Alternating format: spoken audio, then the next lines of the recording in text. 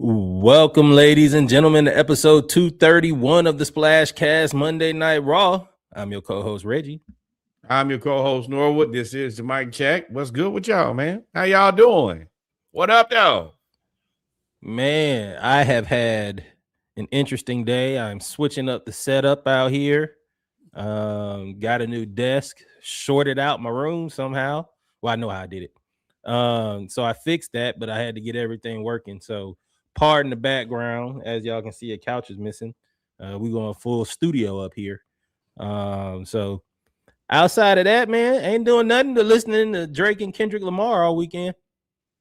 A little bit of J. Cole, too. A little bit of J. Cole. Ooh. No. Too many cooks in the kitchen. No. Too many cooks in the kitchen. Nah, you can't say that. Well, I mean, yes, you can. You want to. No, you can't. Start wherever you want. Trying to get everybody in the kitchen. Yeah, but once you get out, you out. You can't have one foot in, one foot out. Nah. So we can start out with it, y'all. We appreciate y'all. Make sure you like, follow, subscribe. This is the mic check. We're gonna talk about the Braves. We're gonna talk about a little HBCU. Then we'll do a little bit of football, and then we'll get to basketball, where we really want to talk about. For me, Iceman. The way I listen to Iceman, I listened to it 3 times in a row. First, I listened to the other 2 albums first, because I was like, well, what are these? What is that? So I listened to the other 2 albums first. That was cool. I only like 3 songs off of Habibita. Habibiti? Sure. And then the other one, I even put that in the group when I listened to it. I was like, the other one, I need to be at a resort. I need to be at a beach. I need to be linen, chest out, belly out, hat on. You know what I mean? Kind of going like that. That's that type of vibe. And then I went and listened to Iceman. Number one, I need y'all to understand. I had a long discussion with my cousin about this yesterday. He's like, because the cousin is probably 10 years older than me, but he's a lot of the musical influence that I have. Shout out to my cousin Tommy. But he's like, man, after Control, I was done with Drake. It's not rap. You're exactly right. That is not rap. That's for a different time and a different place. As Reggie said, I actually texted him back. I said, cuz you need to be on the beach with your toes out, with a good drink, with your lady in matching outfits. Controller will sound a lot different then. Then I went back and listened. Controller. For sure slap, possible classic. But with that being said, I got to ingest the music. Well, hold on. Where's the... He said Controller? The album? No, the song itself. Oh. In that genre of music, I think it's probably a classic, at least for me. Whatever that dance hall, Afro I don't dabble in that often unless I'm But in that for you, that's gonna be one that you go to. Possibly. I haven't been in that environment in a couple years, but I'm sure I'll go to this album. I've been in the back. I used to be in the back of address, a couple Crown and Cokes in. Look, Controller, how you feeling? Good, man. Light on your toes. It's tough. But I couldn't get with that type of album, just listening to it. And I think that was the unfortunate part for some people was I was sitting there and it was kind of late. Y'all know, well, y'all may or may not know, I've been playing Hogwarts Legacy lately. So I've been heavy into the Potter. But it was getting late and I was like, I kind of got my ass kicked in a place where I was like, all right, well, I'm not going to start. I can't beat this level, but I'm not going to quit. So I'll just, cut it off. I'll start again tomorrow with fresh eyes. And I was like, damn, it's about that time. So I just went to YouTube and they said stream starting in 45 seconds. So I literally just cut it on and watched the stream and flipped my phone over. And it was really, I really enjoyed the stream. Number one, there are some good visuals that he put together, especially my song Make 'Em Pay. I think that the visual for that one, I think that's one of his best songs ever. But overall, I did enjoy the way that everything was curated. You kind of got a dabble of a little bit of each of the albums, I think, in a way, instead of just like, all right, hit play and just listen to kind of great. You just got a chance to look at the visuals, got a chance to hear the music, and it was a soft entry for me, but I definitely enjoyed it all. Then, of course, I got up the next day and listened to it again. Still enjoyed it. But yeah. So far, I've enjoyed it, and like I said, he gave me one of my favorite Drake songs of all time. So I'm thrilled. I listened to it at the beginning by itself after I went through the other albums. So how I do it, I listen to it 3 times. I take the Justin Tinsley approach. Headphones, speakers, headphones, car is where I listen to it. Speakers, I wasn't impressed. It just like in the house playing stuff. It was cool. There were some songs I liked. There were some songs I didn't. Headphones, I was like, all right, now this hitting a little bit.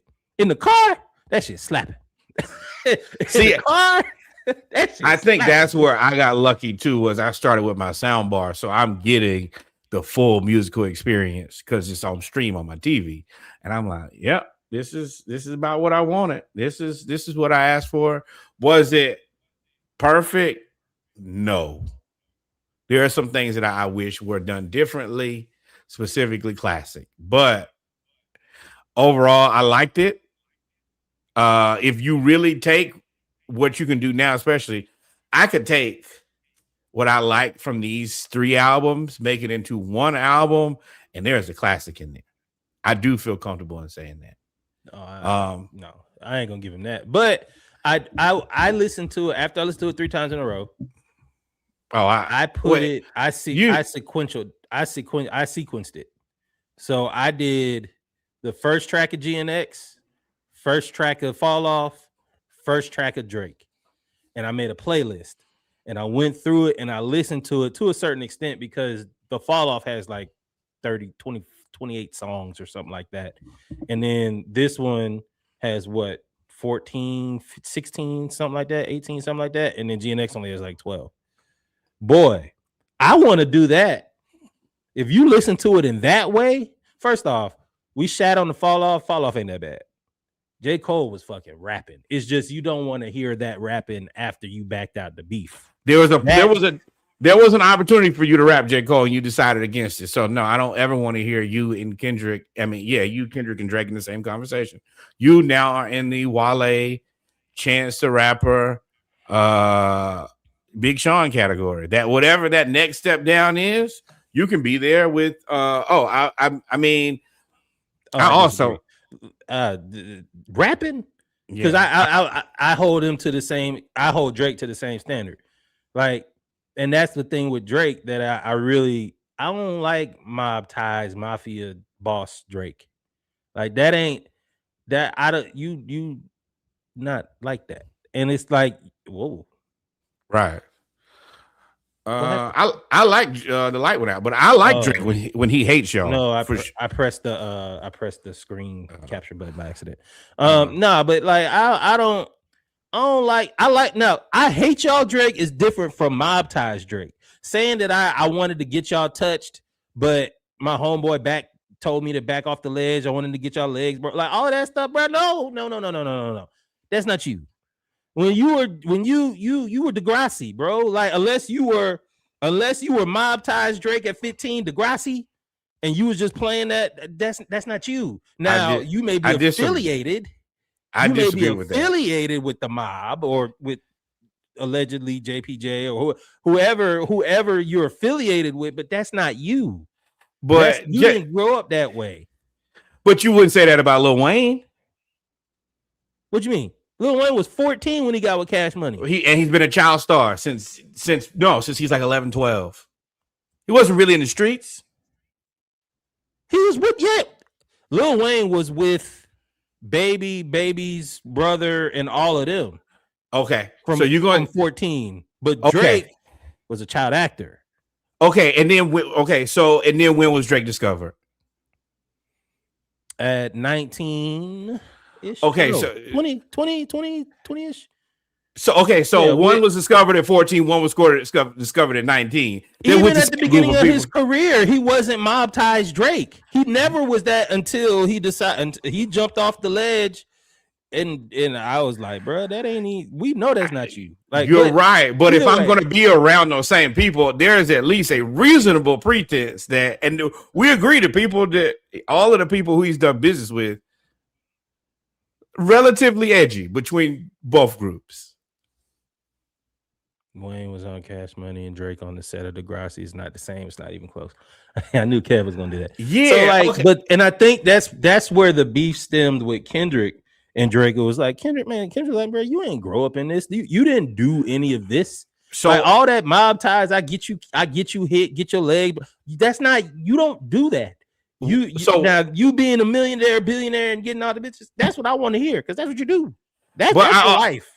But also, I think that just because you weren't that at 19, if your life changes and the people who you surround yourself with, it's a lot of people that weren't that at 14, 15 that were that at 19, 20, 21 because situations. I don't think changed. He wasn't like, honestly, I don't think he ever been like that. I think he surrounds it. I think he's the golden goose, and people surround him. The people that are making money off of him have surrounded him with those people. And then at that point, he's protected. So he could pop off at the mouth and say whatever he wants to, because he really ain't gonna have to answer none of that. He's a made man. That's what he's a made man.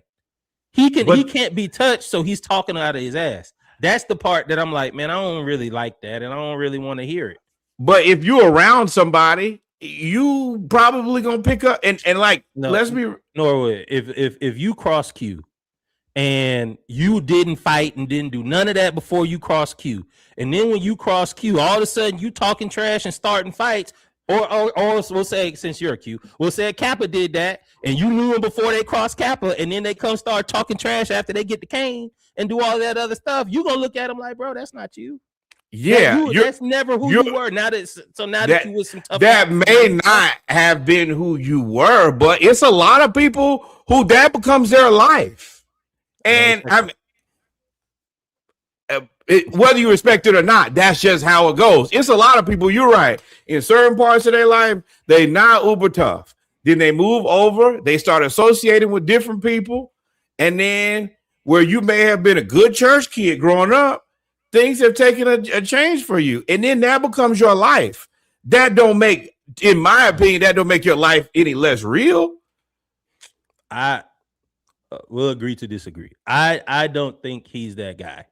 I think he's a made man. I don't getting people touched, and that's not. I don't believe that. But also, you got to think about all the people who have kind of shown him how to do business are. That's what they specialize in doing, whether it be Baby or Jay Prince. That's their bag. And yeah, if I see, hey, you're right, this is what I've been introduced to. These are the people who have made me into what I am. This is how business is done. This is working too. Yeah, I'm probably. It's no different than these politicians who get into life and say, oh man, I was clean cut. And then you get into politics and you become all of the things. You were a good man before, but then you become a part of the system that you play in. You're part of the system. You're not like, golly. Either way. So to take it back to the oh, there's about to fight. Even if you go back, let's take it back to the music. Not Luke Cornett. Fuck Luke Cornett. Fuck Luke Cornett. For if you listen to it the way I said, where you have you sequence it, where you listen to the albums, boy, I mean, they were talking to each other, boy. They was talking now some big shit. I do like, it's interesting that, to me, and y'all know you're Drake leaning, I'm Kendrick leaning. I am not like, Drake leaning. I am not. No, you are. But it seems like Drake. Kendrick made Drake grow up. Like it seems like Drake is super introspective. It seems when has like Drake not been introspective?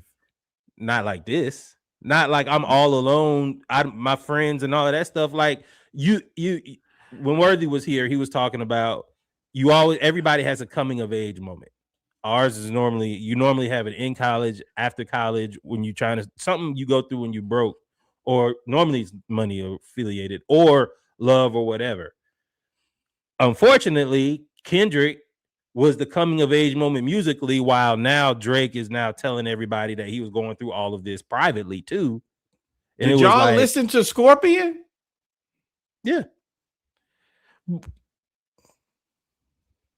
Then I don't know how people be like he hasn't been introspective. Not on this level. Not on, like, he was really like, also both of them is interesting because they both have the same message. GNX and Drake and Iceman have very similar messages. Fuck all y'all. I'm gonna be the villain if that's what y'all want me to be. I'm not pretending to be y'all friend no more. I knew what was up. In terms of Kendrick, Drake is more like, oh, y'all showed y'all true colors. I was a nice guy before, but fuck y'all now. I'm gonna diss y'all all the time. And it's very interesting that they both took that path once they were leaving the labels, whatever labels they were on. That was very interesting to me, that they both took. And if you listen to the albums, that's why I say you gotta sequence it. If you listen to it, they're saying just about the same thing, except for Drake is still shooting literally at everybody, where Kendrick was like, boy, fuck you. Well, I mean, and I think that, I mean, for Drake, I feel like the biggest thing was, number one, I am the golden goose. I can make sure everybody around here dances and gets paid.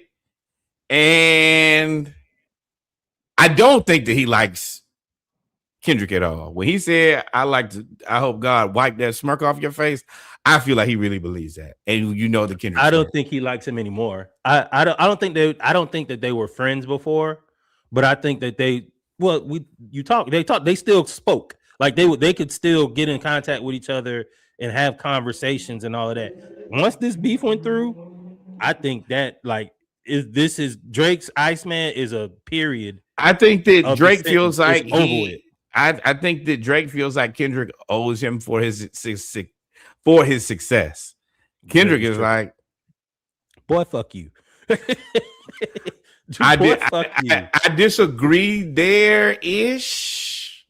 No, I mean he said he what? Put me on. I would not have had access. He put me on this tour. I think that there are a lot of things that just like JBP said, it was both beneficial. I was a Kendrick fan way back when Kendrick Lamar OD.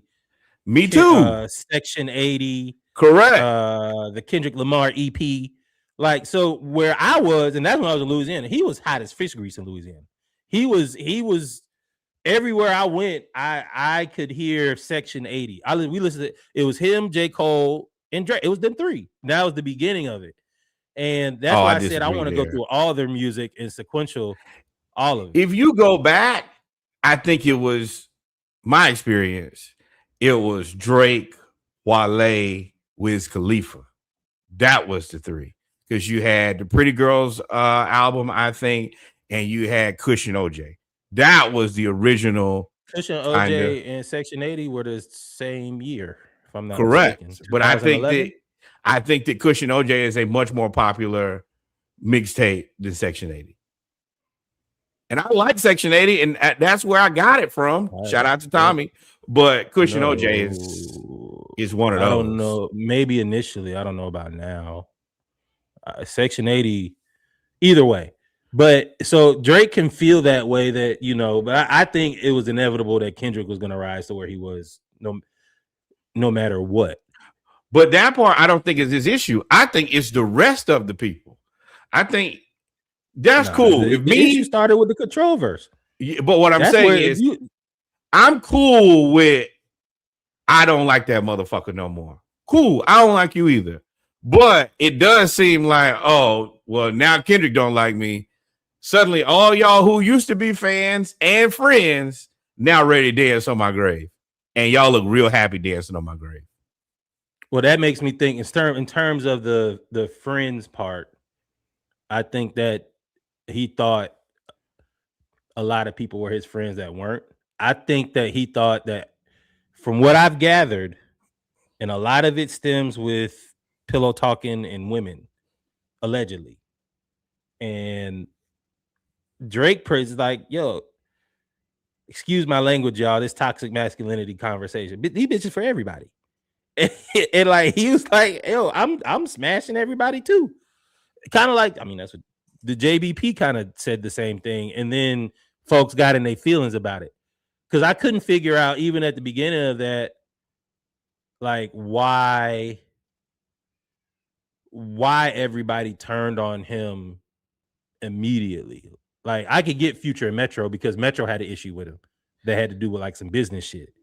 And then of course he said some shit about his wife, and I was like, see that, and that's the part where I was like, Drake, you gotta stop talking about people's wives, bro. Like that was the part I was like, man, you be dissing and crossing the line, and which is why I said I don't have no sympathy for this album, because he took the track of he was very vulnerable in this album, and it gained some sympathy from a lot of people, and I was like, I don't really got no sympathy because you brought all of this on yourself.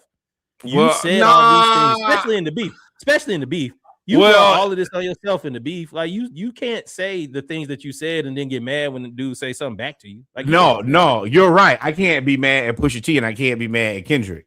But the rest of you guys who presented yourself as my friends, oh yeah, I got an issue with you. Future, and I'm going Rick to Ross. Who was the other person? LeBron, DeMar DeRozan. LeBron. I knew that she was kind of fake because I'm married. LeBron's wife and Serena, that whole thing was an issue. And I knew like eventually you're gonna have now DeRozan, I mean, that's tough. He had to choose between Compton and Toronto, and he chose Compton. You do not have to. I don't know if you 100% have to do that, dog. You could have just said, hey man, that's I'm a person who, hey, I'm not everybody's friends. And the people who I'm not friends with, if you're that person's friend, that's fine. But if I see you out dancing to a song calling me a pedophile, then yeah, it's up. We ain't friends no more. Like, and I think that and y'all look way too happy doing it too. So we're not. And yeah, I'm gonna call you 23andMe on this album.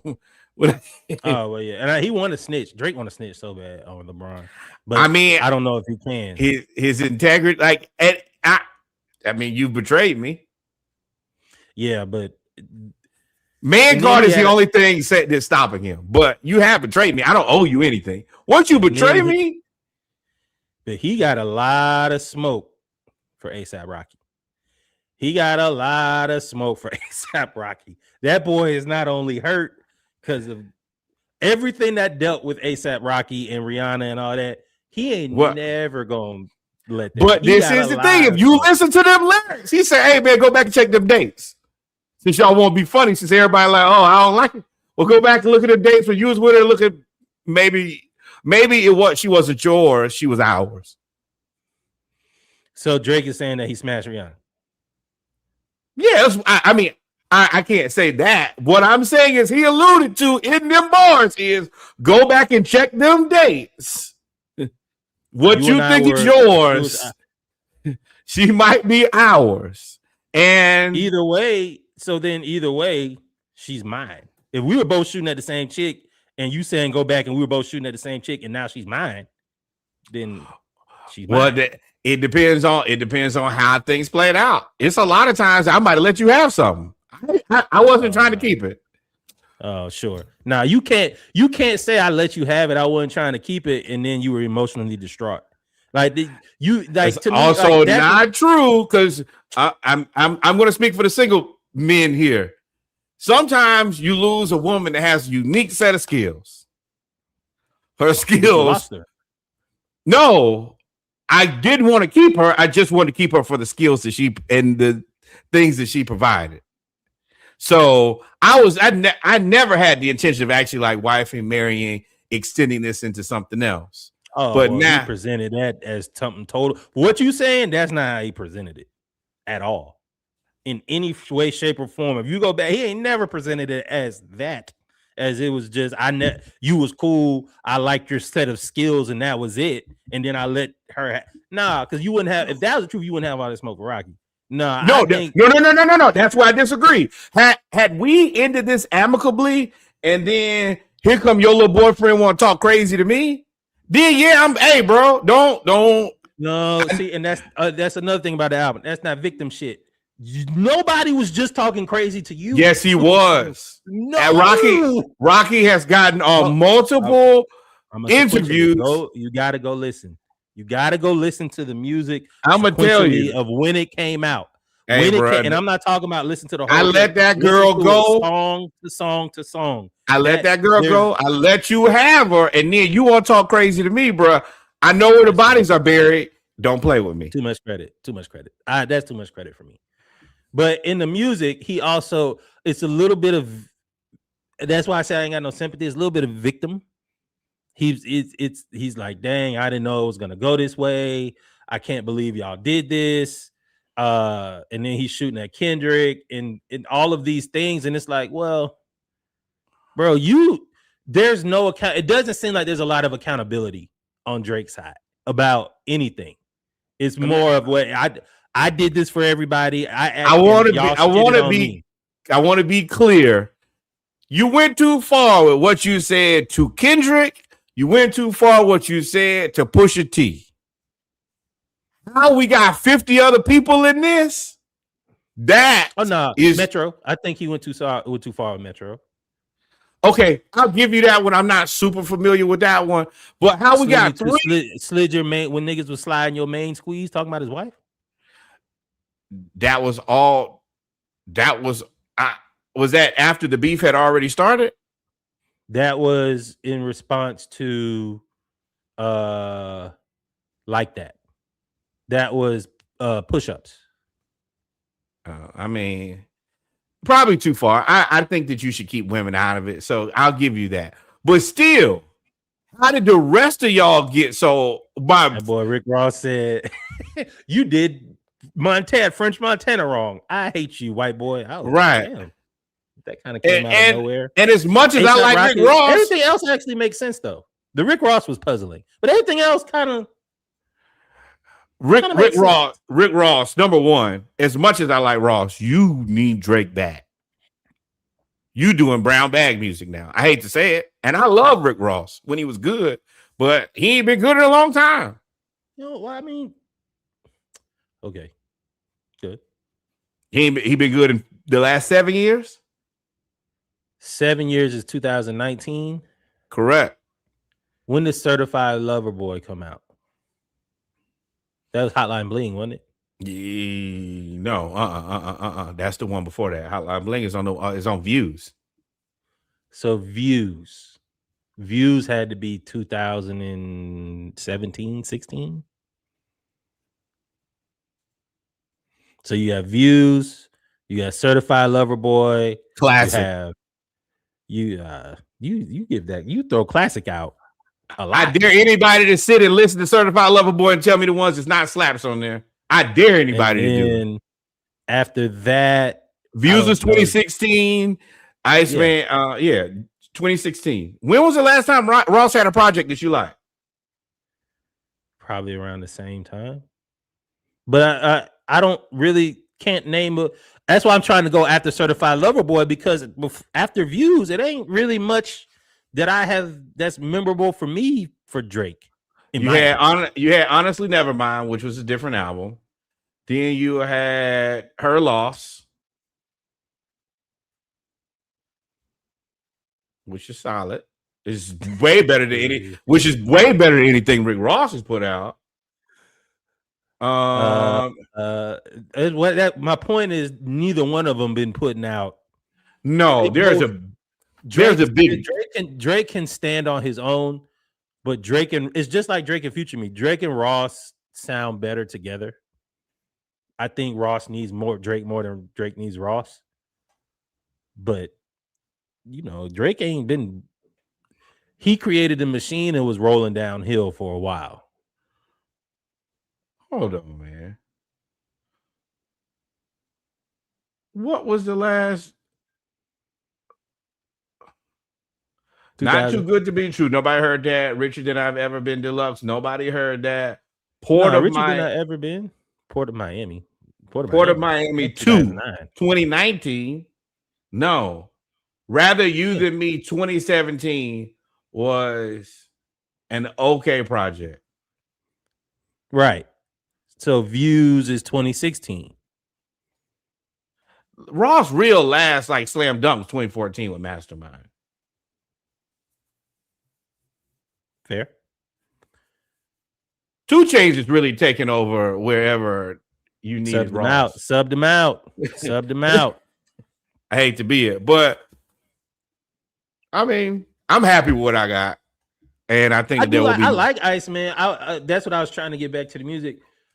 He he had the song where everybody thought he was talking about Kendrick, Dust. Everybody thought he was talking about Kendrick on Dust. I do not believe he was talking about Kendrick at all. I think Dust the dirt off your plaques. Dust the dust off your plaques is. I think that was all Jay-Z. I think that was Jay-Z. I think that was all Jay-Z. When was the last time I heard any hits? I think that was all Jay-Z. I think and if you go back and listen to the lyrics, I was like, boy, he is talking greasy to Rock Nation. He does not like Jay, but this is the thing. Yeah. Jay is very much so same way as like Giannis and Steph Curry, where you're doing shady things behind, but since people like you, they don't hold you accountable for it. It's been umpteen different artists. I think they do the same. I think they do the same thing. The same thing that you hear with Drake talk about stealing beats and stealing this and that and stealing songs because you made it a hot line, I made it a hot song. Jay-Z did the same thing. But I'm saying that all their music. No, I'm talking about actively now. He's still like Nicki got it's multiple people who have issues with the way that Rock. And I mean, if you look at how Rock Nation and that whole concert thing is, Live Nation it's a trick bag. It was a government monopoly and it was operating that way for a reason. But people like Jay-Z because he's adjacent to Beyonce, so nobody will ever say anything. Well, Jay-Z got ahead of it. He went to the I'm Black and Proud route. Grew the locks out. I'm with everybody, Beyonce, all of that stuff. And I'm pretty sure Andre gave y'all a lyric about that a long time ago. Andre 3000? Correct. I have to go back that. But all in all, Iceman, I did not compare. I wanted to compare Iceman, GNX, and Fall Off, but I'm not going to. They're very different projects. It's very much so the stance that all three of them took in the beef. I'm more interested now in the 3 albums, if they were to come out with albums, now that those 3 albums are gone, right? GNX, Kendrick was talking greasy, fueled by the beef, victory lap type stuff. Fall Off, Drake, what's his name, was like, I ain't really want to do this shit. I'm from Vietnam. J. Cole's what I'm talking about. Ain't he done? All that shit. Ain't he retired? No, if you listen to Fall Off, he's rapping like he's not retired. Didn't he say though, this is the end for me? I'm so ready for it to be the end of J. Cole. Jay-Z said the same thing when we were in college. He said that 20-something years The difference is I want J. Cole to be done. And then Drake came back with, I can't believe all y'all did this to me. I'm the nice guy. No more Mr. Nice Guy. Right. So now I want to know, where do all y'all go from here? Right. All of y'all have said, fuck the system. All 3 of y'all in y'all own way. J. Cole said, fuck the system. I'm not doing this. And Kendrick said, fuck y'all, fuck the system. Drake said, fuck y'all, fuck the system. So now all of y'all are out of y'all deals. However, now what are you gonna do? How is this gonna play out? I don't want to hear from Jermaine. I do. After listening to Fall Off again, well, you can't listen to Drake and listen to Jermaine and say, and I hold them in the same account. I didn't want to hear Jermaine because yes, you can. I didn't want to hear Jermaine because I didn't want to hear Drake because Mob ties Drake. I don't believe in you. I didn't want to hear Jermaine in the Fall Off because you can't talk about being this, that, and the third, and you dropped out the beef when the beef was brought to you. So my point is, like, now all of y'all have established y'all footing of where you are. What is the next? I can't wait for the next project. And this is cool because we now have Mike, Jack, and Prince for the rest of the near future. And who is Jermaine? In the 80s? Morris Day. James? Morris Day. Yeah. Yeah. Exactly. Yeah. Your man is cool, bro. Morris. You cool. You are cool. But Morris Day because he got some slaps too. But I love Morris Day. But when we talking Mike Jack and Prince, move now. I had a shoulda woulda. I was gone. I shoulda coulda woulda. Yeah, man. That'd be the person after we got done fighting. Now you want to have all this conversation about what you would have done. Well, drop him off at the house, bro. Drop him off at the house. There's a lot of that in Iceman. But this is the thing. At least Drake. First of all, Drake is the only person bold enough. Drake is at least the only person bold enough to talk to the boogeyman. The rest of these people be scared. And then J. Cole got there till it was time to fight, and he ran. Yeah, that's why I agree with Drake. I don't kill him for that. Every word of smoke you got for J. Cole, like, bro, you said let's go jump this dude. First of all, you said let's all be happy Dory. We gonna work together. Then he said, dude said, fuck both of y'all. I kick both of y'all ass. And you said, all right, let's go jump him. And then I hit him, and you ran. And you out the door. You hit him, I hit him. You hit him, I hit him, and then I ran away. And then he got up and kept swinging on me. Yeah. And said, J. Cole, you be cool. And you went and apologized. And from the song, from what Drake said, and that's grimy. So you had me jump a fight, and then you apologize, and then didn't talk to me no more. J. Cole is low integrity between what he did with Cam, what he did with Drake. Y'all better. And what's funny is y'all like them niggas because he got dreads. He must be trustworthy. He rapped to women 18 to 40. That boy swung and left. That boy left. So, I'm gonna tell you. And I got a little bit of smoke for Future. I don't got no smoke for Future, but it's funny. This has kind of been how Atlanta has been throughout this entire beef. Like, hey, bro. Well, it ain't really. Atlanta's Future's the only artist that was on all three albums. Number one, opportunity. Number two, I mean, Drake has always kind of alluded to whatever they falling out about was. It was never that standing by Metro. Right. And that's Drake was like, well, damn, it's whatever between me and Metro's me and Metro. You could have just came and talked to me. Right. And I respect him for that. Like, we had a falling out. You picked the other side. You really got this thing going. But I'm going to forgive you because at the end of the day, we still friends. Players fuck up. I ain't going to say that ain't the thing, but J. Cole, no call, ain't got me whooped, dog. Nah. You can't get me jumped. You can't get me jumped. Nah, don't call me. That boy got me jumped. That 21. 21. And Drake say 20v1? Right. And then Drake still said, bro, he still ain't really like disrespecting just how you know. No, he just called him the married rapper. Yeah. And he, skills wise rapping, it was cool. It's interesting that Drake took this auto-tune, the up and down version of the auto-tune. That's interesting. It's interesting. I ain't gonna shit on it. I ain't gonna big it up. It's an interesting thing. What was that? Boy thought that was the boy said, I guess my time is here. Right. Y'all know I love Scorpion. So this is just to me, it's just two parts of one album to me.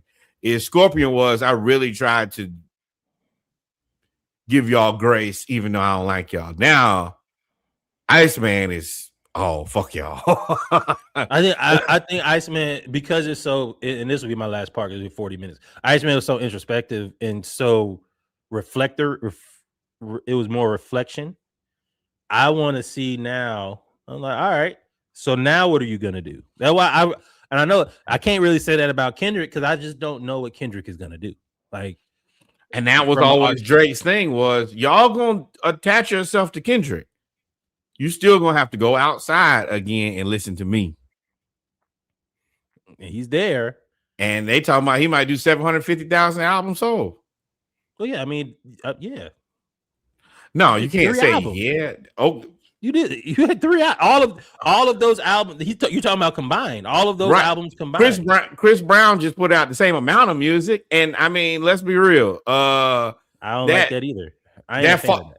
But that fall off is about the same amount of music. It ain't reached no 750,000. It won't. This was a 2-year rollout. How the fall off was a 15-year rollout. I've been hearing about the fall off since I've been hearing about J. Cole. Yeah, not like this. This was highly anticipated, which was smart from a business standpoint, because there was such motivation afterwards. There was no motivation for the fall off. The fall off even gained more steam now and you expected it because of the beef. Same with Iceman. It was like, one thing Kendrick did do is he jumped right out there and dropped GNX, no rollout, no nothing, right after the beef. And it all seemed to be recorded relatively right after the beef. I am interested to see when Kendrick comes back and when Drake comes back. Once again, I don't ever have to hear Jermaine again. Jermaine, we'll lay it down somewhere. Oh, I like how Drake tried to get in his artistic bag a little bit in terms of the visuals. That is cool. I'm telling you, it's a lot of motivation from Kendrick. And if they weren't beefing and it wasn't like anger and hate, it would be like, damn, you helped that nigga kind of like grow up a little bit. Like that nigga, I'm not going for that because I am. I think that's what it was. Spurs about to get them out of here. But I will say right now, I have make them pay is my. I listen that on repeat for a million years in a row, and the visual might be better. That's the one for me. But also, speaking of the one, the only, the Atlanta Braves, 30 wins, baby. 30 wins. First team to 30 wins. 32. But definitely not at 33. Let me tell you. Got smoked tonight. It happens. We caught a 12-pack tonight, boy. They went 1. Then in the 5th, they hit. We gave up 5 runs, and in the 6th, we gave up 6. Y'all know what time it is. I know what time it is. It's tough. I mean, but that means one thing about the Braves that I've noticed in this entire first part of the season, except for that one series against the Mariners, if you get one against us, no matter how you beat us, we are going. They have demolished. Hey, we got the teams this thing out, boy. So, like, if the Braves lose 5-4, whatever, normally the game after that, or however they lose, they win like 8-1, 10-1, 7-2. Like it's never really close. So I do like that the Braves rebound from almost all losses. Walt Weiss manages this team that it's 1 loss. It's not 2 losses. It's not 3 losses. Lose by 12, lose by 1. You lost the game, flush it, move on. And we do a very good job of moving on. But tonight was just a rough one. But once again, we are 32-16, and we'll be back at it. I'm excited. We got Ronnie back. We get 2 more pitchers back, and boy, we needed it tonight because I think this might have been a bullpen night. It was not any of the guys either. You could tell that it wasn't. I think that he probably kind of, Strider is back. Strider is back full force, and now he has 4 pitches. Where before it was really fastball slider, maybe a changeup. Now he's got maybe 4.5 pitches now, and he's giving y'all work. And of course, Chris Sale is Chris Sale. Bryce Elder working with Greg Maddux. That's been great for him. All of a sudden now he's painting the corners.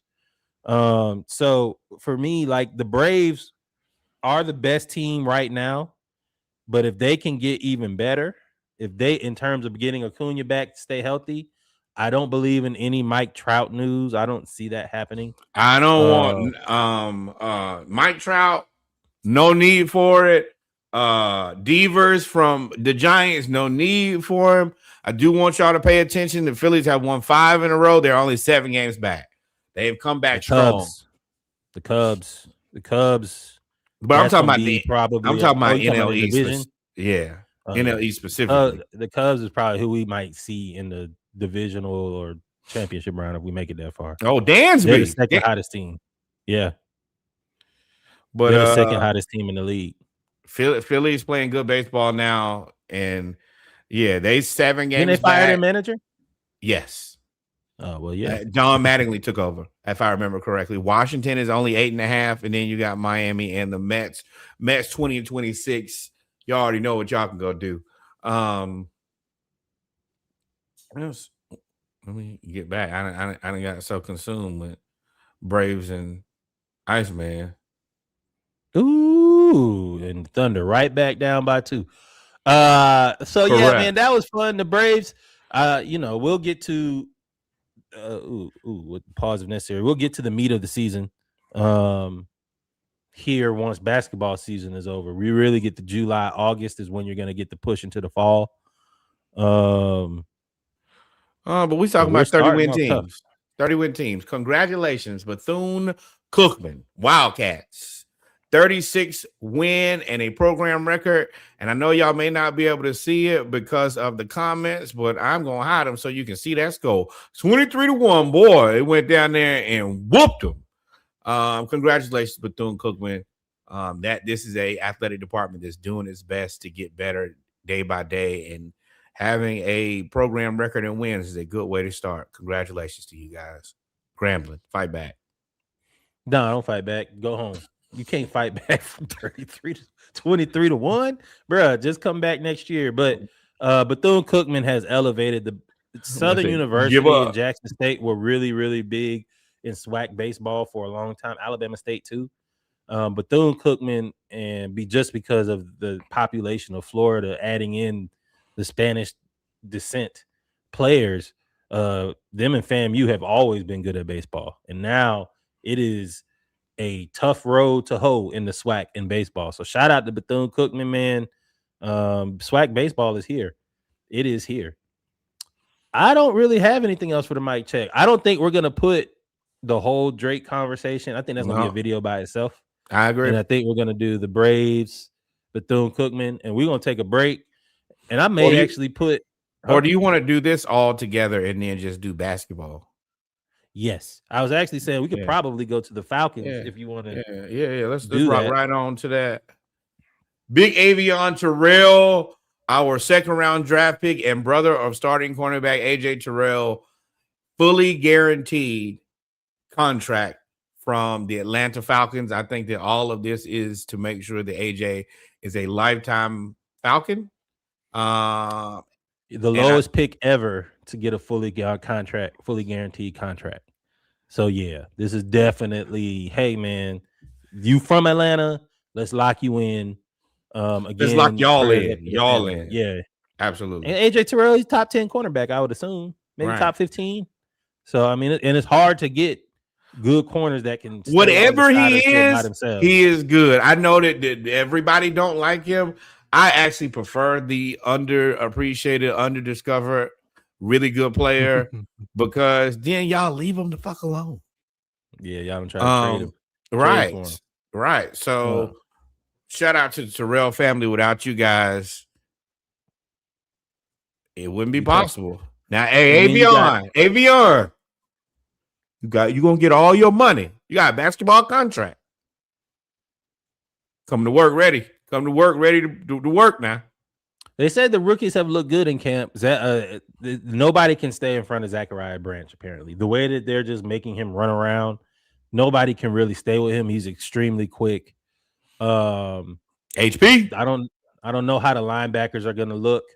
I've finally started reading some stuff about Penix and Tua. What's interesting with Penix and Tua, and this was on purpose. First day that media saw practice, under center. First day. And I was like, oh, we establishing some things right now. Yeah, bet you won't see no pistol. If you see a pistol, somebody better shoot it. So I can't wait, man. I've been reading, taking my notes, getting ready for real. This is rookie minicamp, came and went.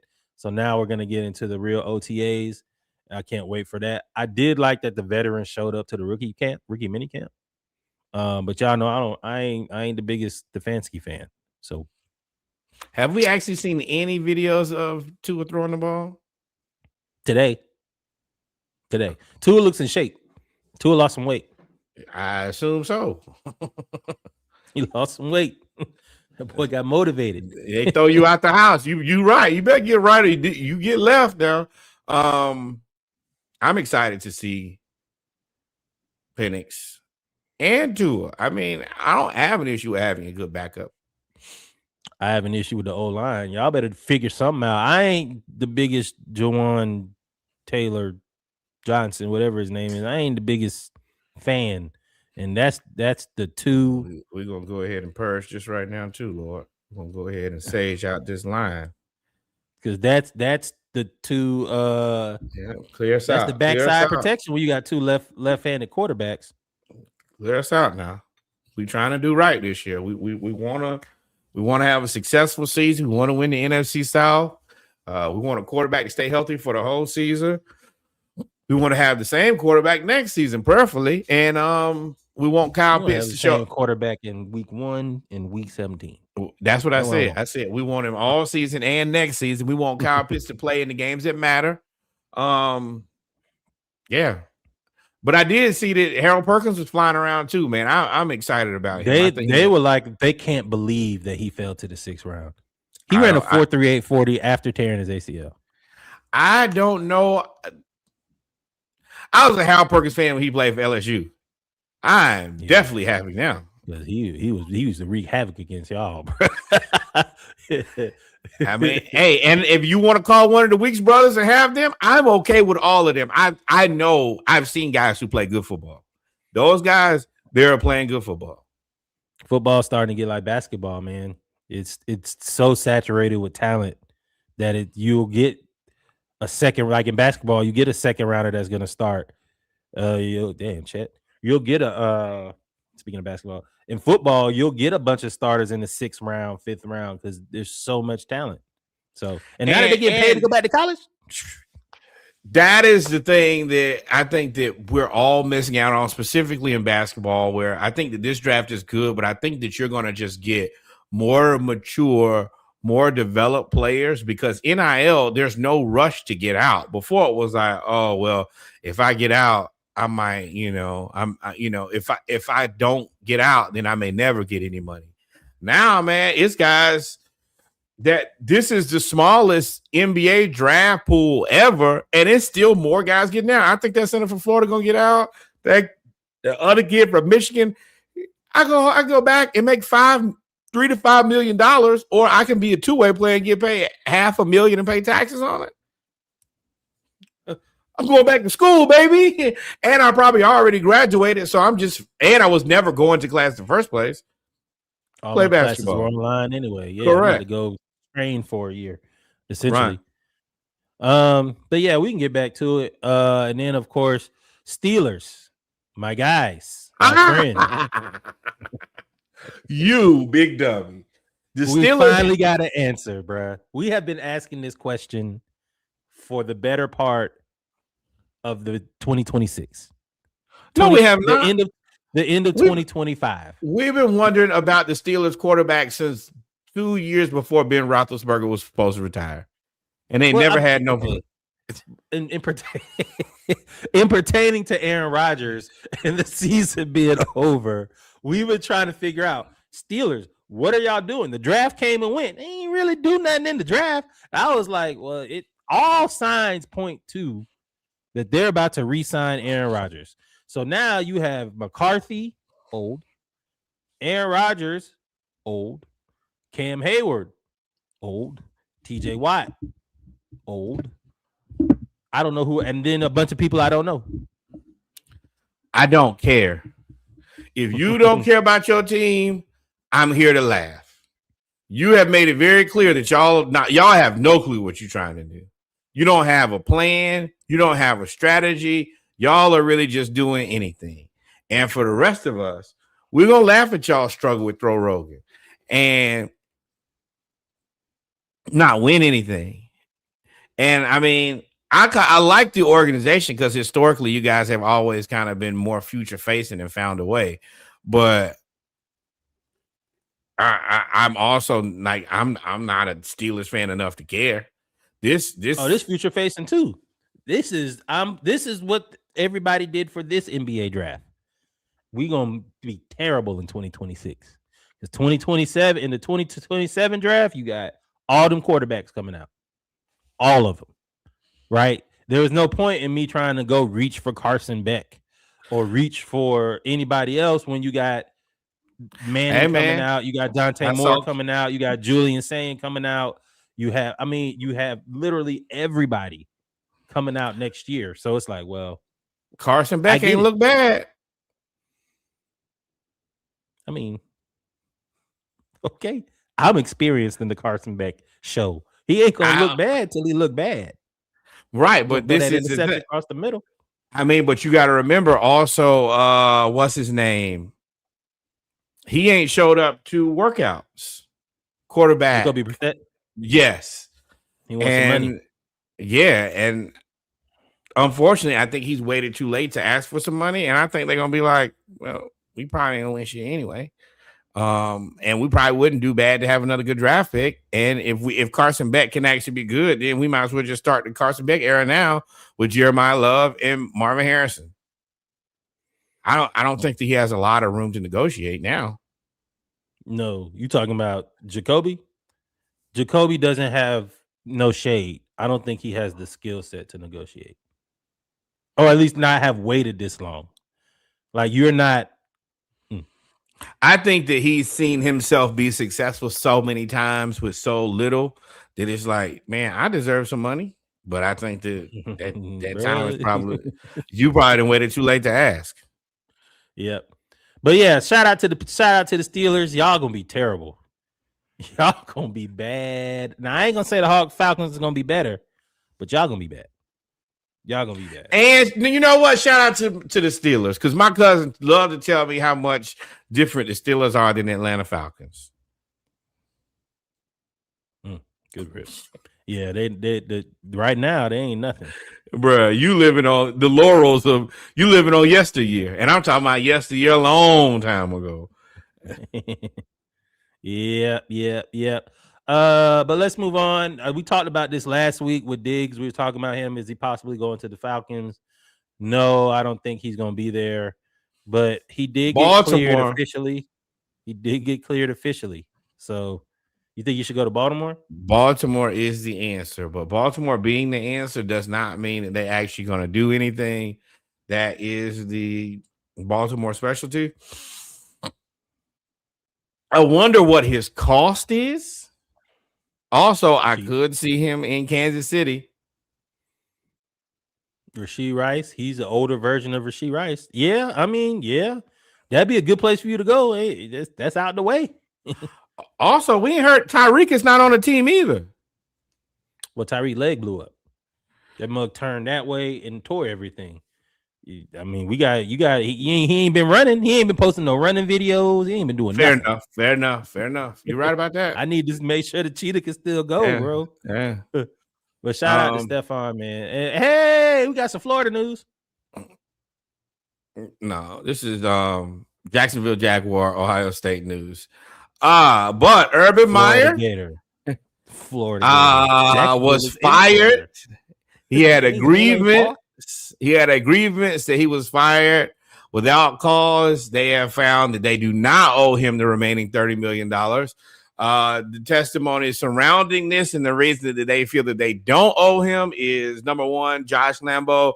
That was the kicker that he was kicking. Multiple team misconduct issues. Multiple dabbling.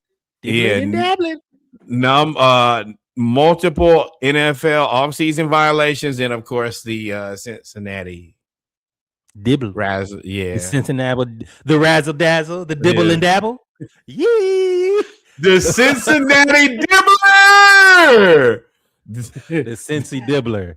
Oh, looking my like God. Dress him up as an orange Riddler. Oh, that would be great. The Cincy dibbler. But yeah, Urban, boy, fuck you. Yeah. Oh, you know it's big fuck you over here. If it's anybody who will take it to the grave, take it to the heart, like Aubrey Graham, it's fuck you now and it's fuck you forever, Urban. Let me tell you. I don't like you anyway. Right. Hey, I will say him and his little podcast with what's old boy from Mark Ingram. It's not bad. It's not bad. But I think you're a piece of trash.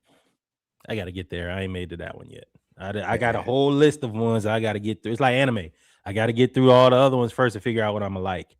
But that's really all we got for football, man. Football has actually been extremely quiet. There's not been a lot of news out for football. So that boy Vic don't never want to hold no second place medal, bro. They keep showing that.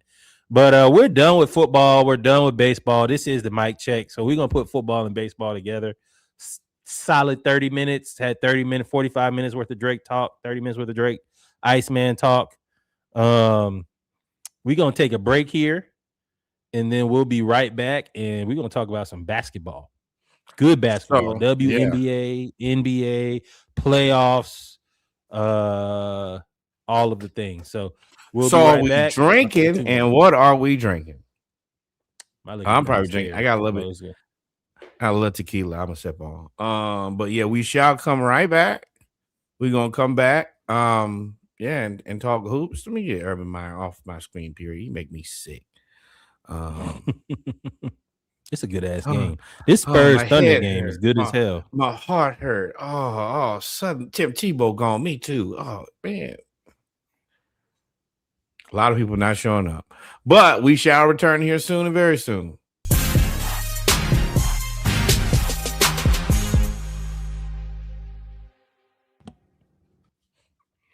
And we're back, ladies and gentlemen. Pop locking it all. Welcome, ladies and gentlemen, to episode 231 of the Splashcast Monday Night Raw. If you're listening to the playback, we just had a really good mic check, and we had a really good Iceman conversation. Real mature.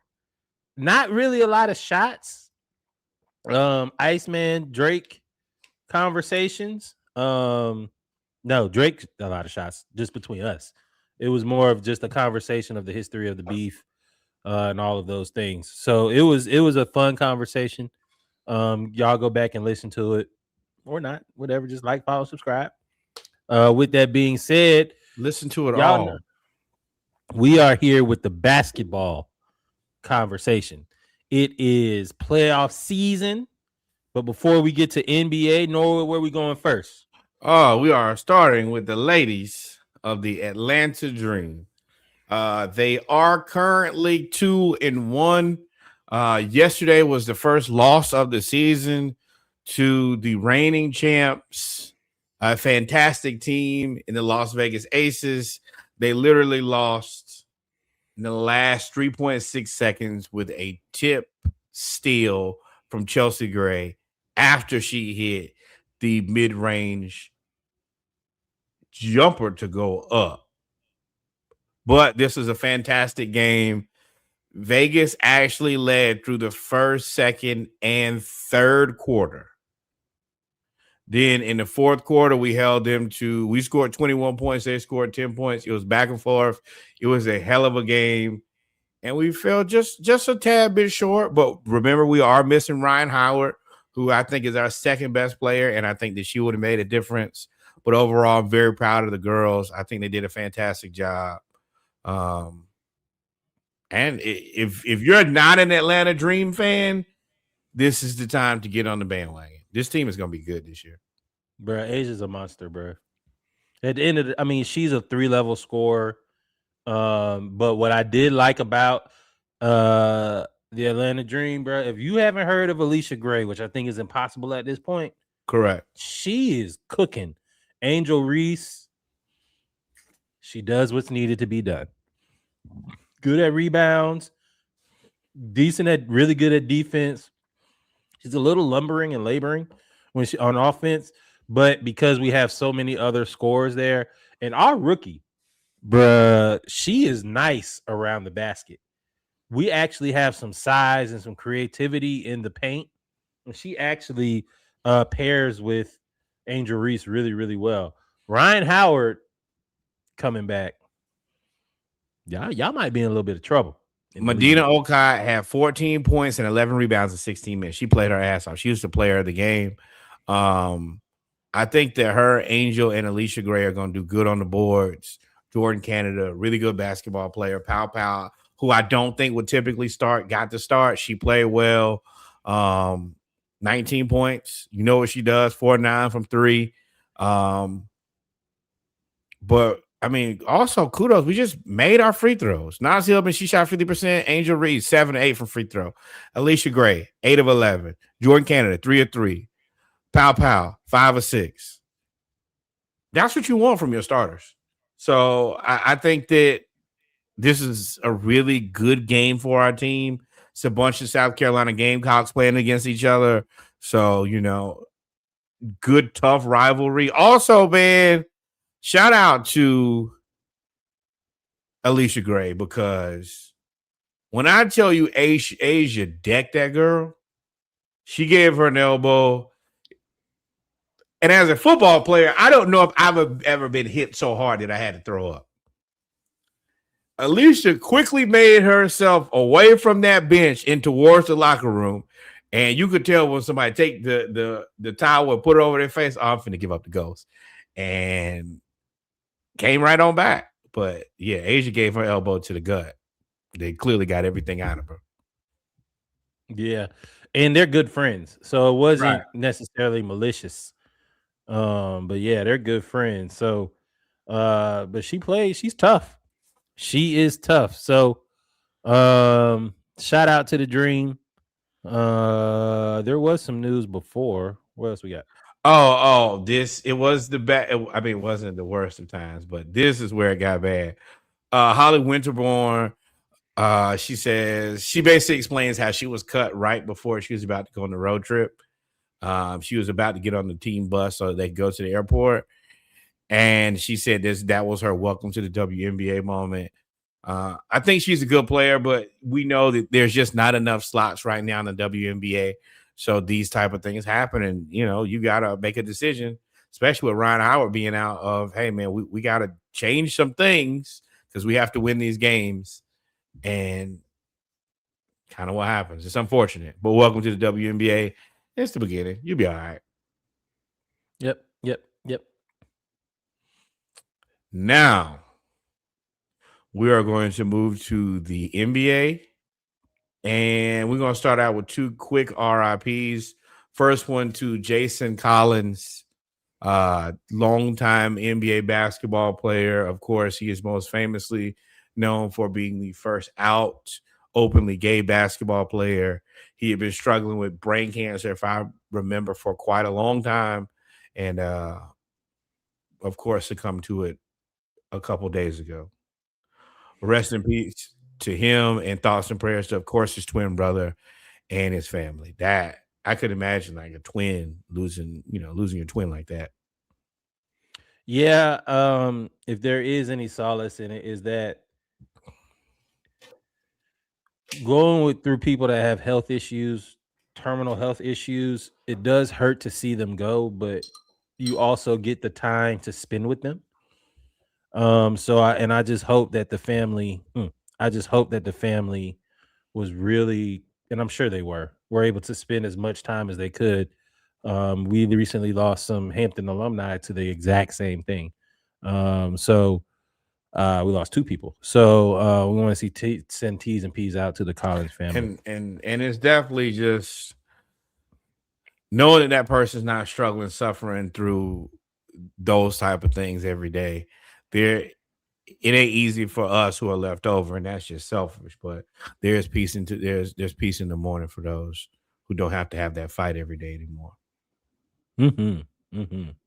And also, unfortunately, the NBA family lost Brandon Clark of the Memphis Grizzlies. A young man passed at just 29 years old. At this point, there have been rumors kind of circling, but until something has been made very clear at this point. The only thing we're gonna do is, of course, send thoughts and prayers to the family, and apparently his fiance had some heartfelt words for him, which I truly appreciated. Yeah, man. Brandon Clark was the darling of the hustle bunch in the Grizzlies when the Grizzlies had their Bane, Dylan Brooks, that bunch. I call it the second generation of the Memphis Grindhouse. He was the guy that came off the bench, and he had played really, really well. And again, we're not going to speculate anything, but remember, he was about to get his contract. I think he signed a contract for like $13 million a year. And then he tore his Achilles, and we never really heard back from him after that. So you never know what people are going through, man, when you put literally your entire life to get to a certain point and then something unfortunate happens. So we want to send T's and P's out to both the Collins family and the Clark family. We had to talk about that before we get into the rest of these NBA playoffs and conversations. Next thing up, we want to start with a congratulations to the Canadian sensation himself. SGA has won his second MVP back-to-back, if I remember correctly. Yes, of course. The shirt says back-to-back. Congratulations to him. That is quite the accomplishment. Not too many people did it. LeBron twice, Jordan, Wilt, Magic, Bird, Bill Russell, Mike. I said Jordan. Yeah. So, yeah, that's about it. Congratulations. I will go to my grave saying this year that there is no way in hell that anybody else should have been the MVP other than Jaylen Brown. I think that to win the MVP and not lead the league in nothing is very interesting. Like, I don't care about, like, I saw Luka leads in this and Joker leads and everything else. None of y'all played with a team anywhere close to what the Celtics rolled out. Everybody else played with some level of Hall of Famer or All-Star or both. Jaylen Brown didn't. Also, he got these numbers right. He's like third in scoring, whatever, in assists. He did all that. You remember the first 40 games, he wasn't playing in the fourth quarter. Like, they were talking about they were going to break the record. Then they got beat by the Spurs, and then kind of they came down to earth. Before like the first 20, 30 games of the season, he was playing 3 quarters a game. Right. And I was like, oh, he's still averaging like. I mean, okay, see, let's be real here. They're one of the deepest teams in the NBA, one of the best coordinated franchises, all of these things like top down. And then you look at the Celtics and Jaylen Brown, and you're like, oh, well, we lost the only other guy who we have in Jason Tatum, and now we're going to roll out a bunch of guys who've never been all-stars. A lot of people lost money. Derek White lost a lot of money this year. Not lost money because he's already signed his contract, but he was supposed to be the guy to step up with Tatum out. And I don't know if he did an adequate thing, and Jaylen Brown held him down, which is why he wants to get out of there. Fuck you, Stephen A. But back to SGA. Congratulations, SGA. I do think that Jaylen Brown wants out. I don't think that he really wants out. I think he sees the writing on the wall. We can't both be here making this much money and then at the same time also be competitive. I think that's just a harsh reality. Well, they want to extend him, but his antics that have gone on off court or during the stream has changed. He's cognizant enough to know, bro, if I'm getting paid basically 70 and he's getting paid 70 and the salary cap is 165, bro, they're going to lose Sam Hauser. They're going to continue to lose guys. And then I think he specifically feels away because he did so much heavy lifting this year. And then as soon as Tatum come back, it's like, oh, well, it's his team. Yeah, I would too. Right. I don't think he's wrong. But SGA MVP. Shout out to you, bro. Yeah, you got your hands full because Victor Wembanyama was on a minutes restriction. Wemby was on a minutes restriction and still came in third and won Defensive Player of the Year without playing more than 30 minutes a game.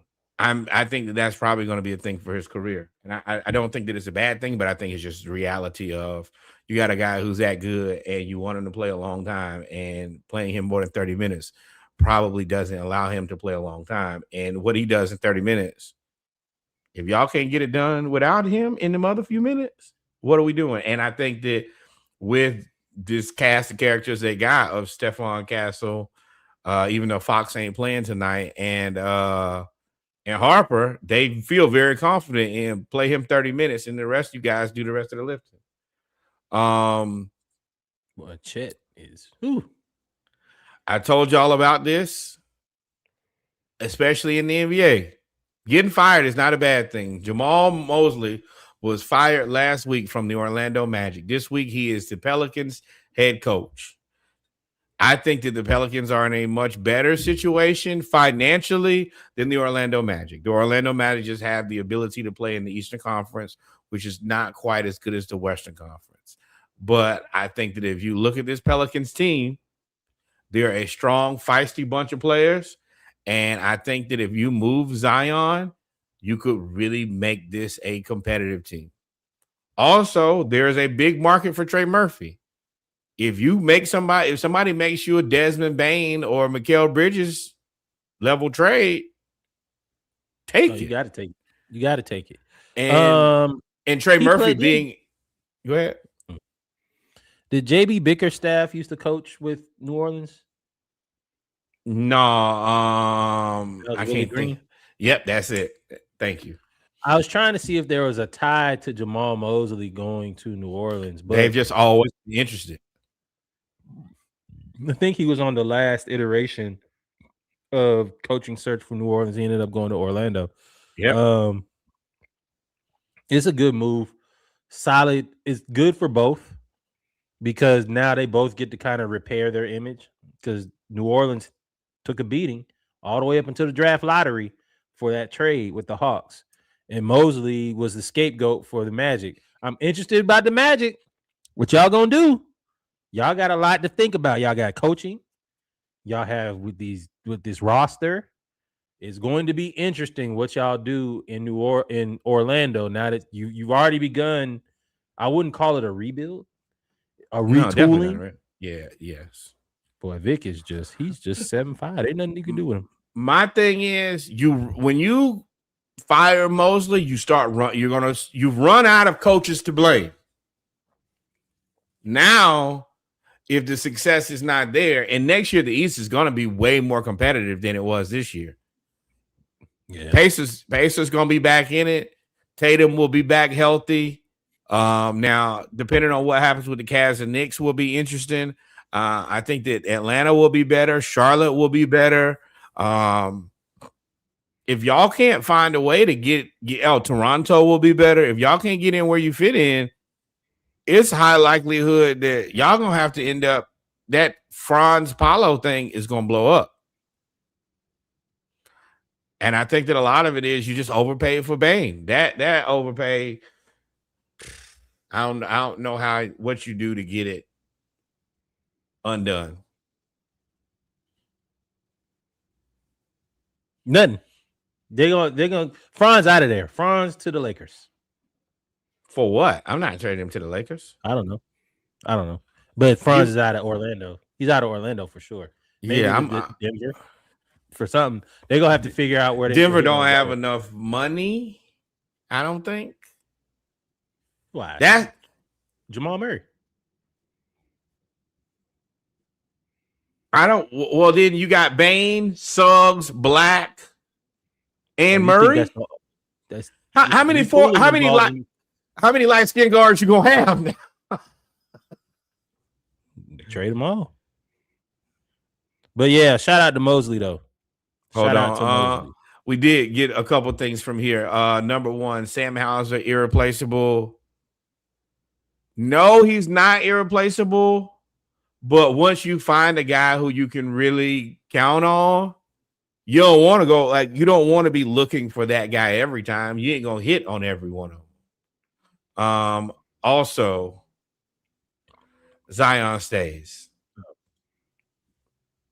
I I think that this is a bad decision. I've told y'all since draft day that Zion is not an asset I would be linked to for very long. And I think that cost $40 million. And then you had him on the heels of his best contract. It is time to sell. Now, New Orleans ain't made the best decisions. But, I mean, if you got Derek Queen and you have Zion, they can't play together because neither one of them is 5 and neither one of them is a 3.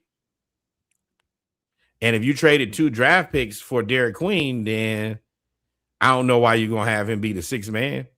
That don't make a ton of sense to me. That's not good asset allocation. And then finally, Sneaky says, why do we keep trying to ship Franz? Because Franz is the best tradable asset. The problem. Well, I think that they don't really fit together, number one. And I think that Franz is the player you can get the most back for. Yep. Update. De'Aaron Fox will be on the trade block at the end of the season. Let me tell you, Dylan Harper is playing you right out of San Antonio. I don't know about that. But we can get there once we get to we'll talk about that. But I'm watching the game. So it also, if I'm Chicago, I might be interested in giving you that other pick, not that 4 pick, but I'll give you that 23rd and maybe another pick for Franz, Caleb Wilson and Franz, Matas and Giddey.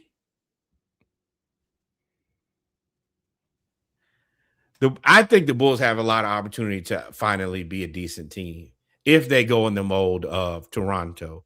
Give me a bunch of guys who are like 6'8-ish, who can kind of do a little bit of everything.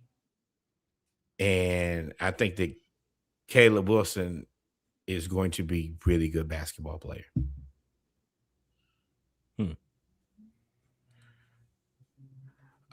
And finally, Daryl Morey fired from the 76ers. I'm going to let Kev get in the chat and tell us how he feels about it. I think that this has been a mixed experiment. It ain't been terrible. It ain't been great. It has been a long time. And I think that they also just finally had an opportunity to replace him with a guy who's better at the job. I don't know how in the hell the 76ers were able to get Bob Myers out of the broadcast booth and into Philly, but that is the win of all wins. I think that whatever's How? What you mean? They put Matt Ryan. They did the same. The Falcons did it, bro. Bob was phased out on TV, which y'all don't notice. Like you didn't think about it now. He wasn't on TV as much as these openings started happening.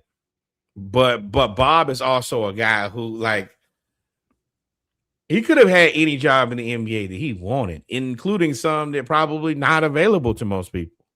But I don't think that the 76ers right now is a great job because you have 2 terrible contracts. Like, this is going to be some. Yeah, he's got you're going to bring him in, though. You coming in with Edgecombe, though. You got Max and Edgecombe to build. I think everybody else is probably on. But you can't trade Embiid, right? And you probably can't trade playoff P, which means you have 2 of the worst contracts in the NBA, 2 of the worst big contracts in the NBA, and it's gonna be stuck with him for at least 2 or 3 years. Microcosm of America, huh? You gotta come clean up the shit of this man. And I'm talking about, and I'm not talking about like a little turd. I'm talking about like they done smeared it everywhere. I don't know what you do with Embiid. Like, and y'all know I love Embiid as a basketball player, but I would not be interested in that contract at all. Daryl Morey, to me, is the not epitome, but really, really a good representation of you have to know people because your results don't really warrant why you keep getting these jobs. I think he built the Rockets. He was attached to James Harden. And to me, once the red flag of James Harden leaving and saying I'll never be with Daryl Morey and all of that stuff, that would have raised the red flag for me. Because but you also did get VJ Max. You got Maxie, who people thought was good. We didn't think he was going to be this good. And you got Edgecombe. Like, as much as bad he's done, I would defer to Kev, but I feel like he's done some good and done some. He ain't just been slewing it. He just. Then he had a whole China thing. That was in Houston. That's what got him. That don't matter. Again, the whole China thing got him fired, and then he went and got, at the time, Joel Embiid. Like, that's a hell of a pivot once you get fired. Yeah, resident Sixers fan, of course. Kev in the bag says Moore wasn't terrible, and I think that it just wasn't good enough. Honestly, it just had gone on a long time and not been good enough. But I would have made him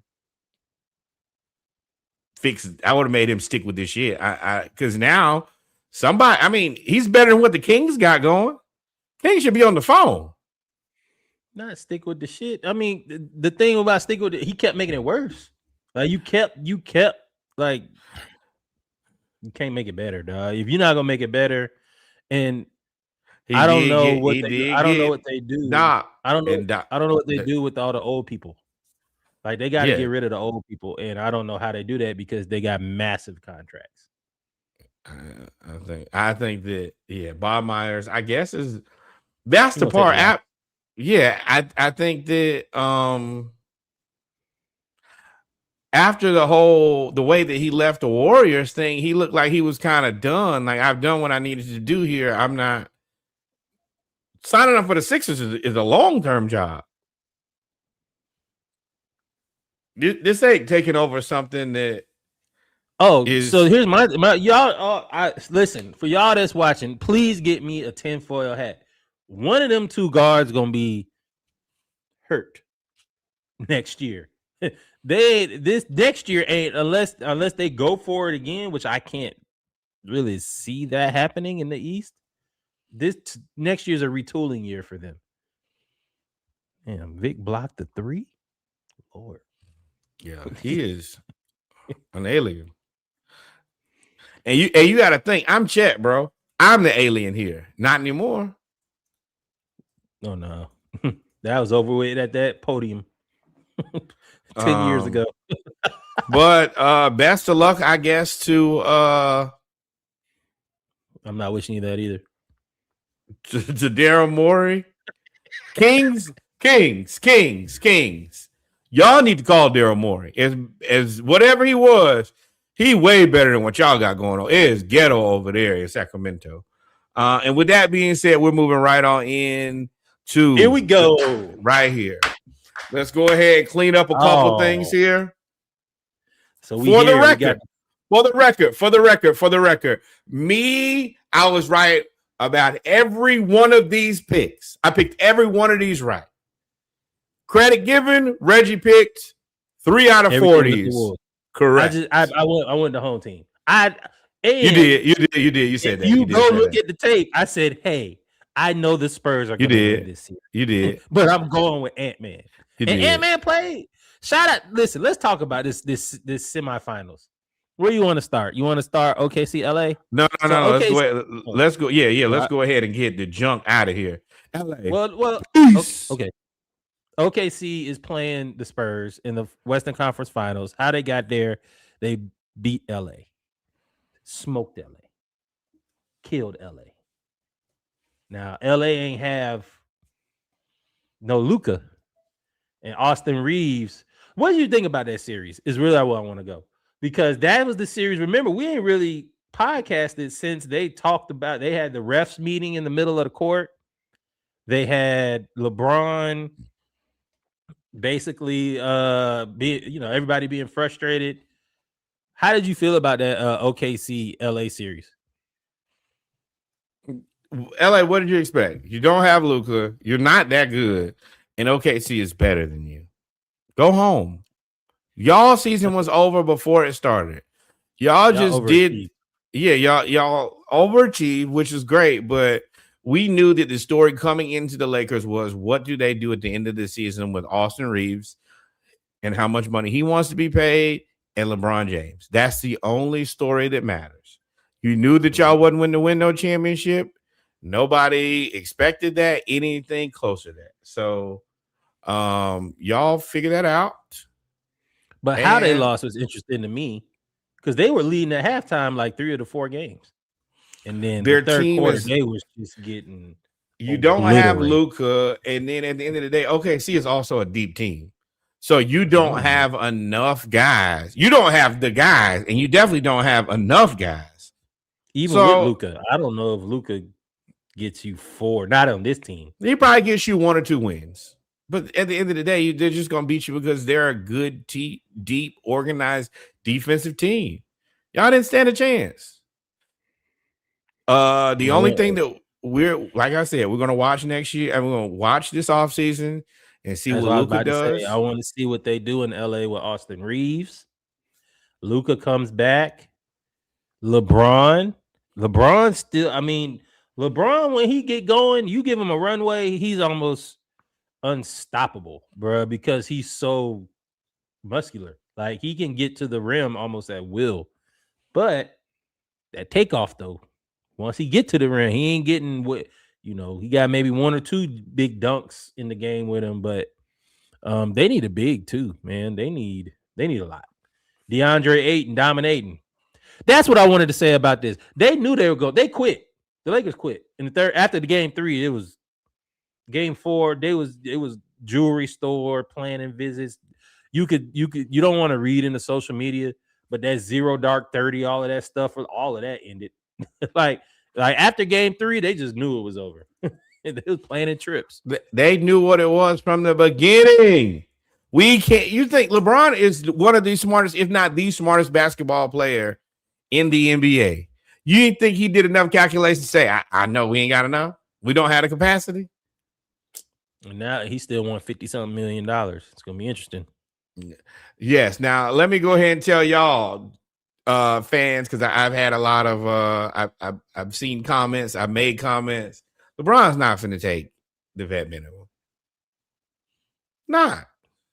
That goes against everything he stands for. And he is cheap.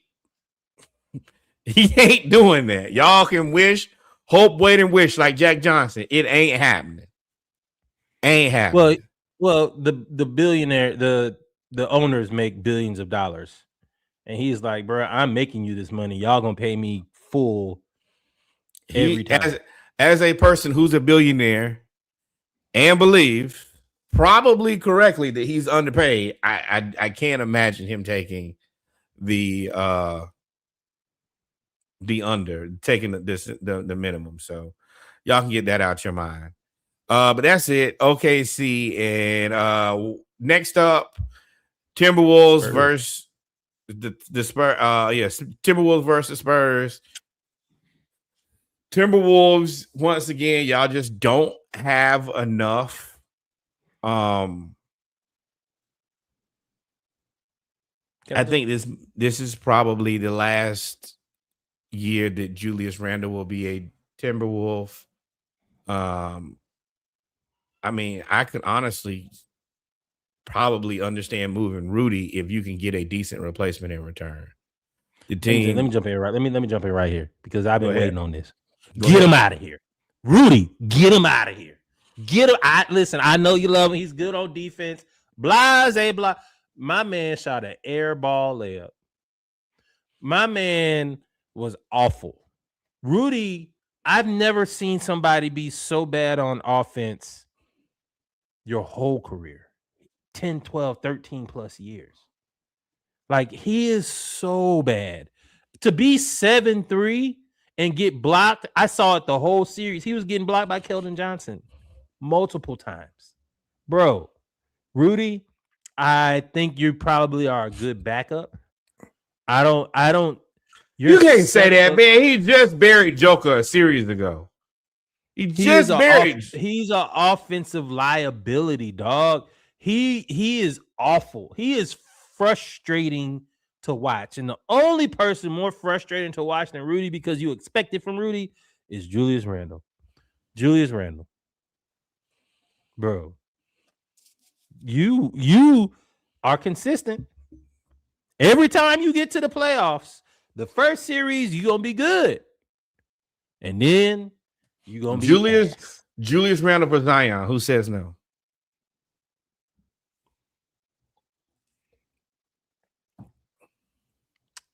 The Timberwolves. Zion can't shoot, can he? No, but everybody else can. Well, minus Rudy.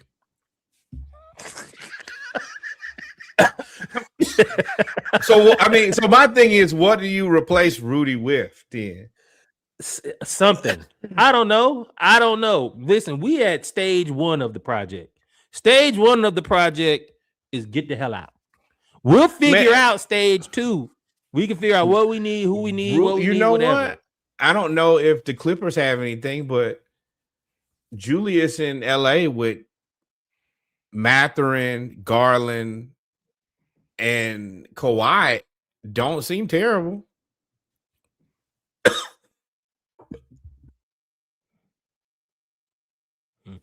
I don't know. I just know he got to get the hell out of Minnesota.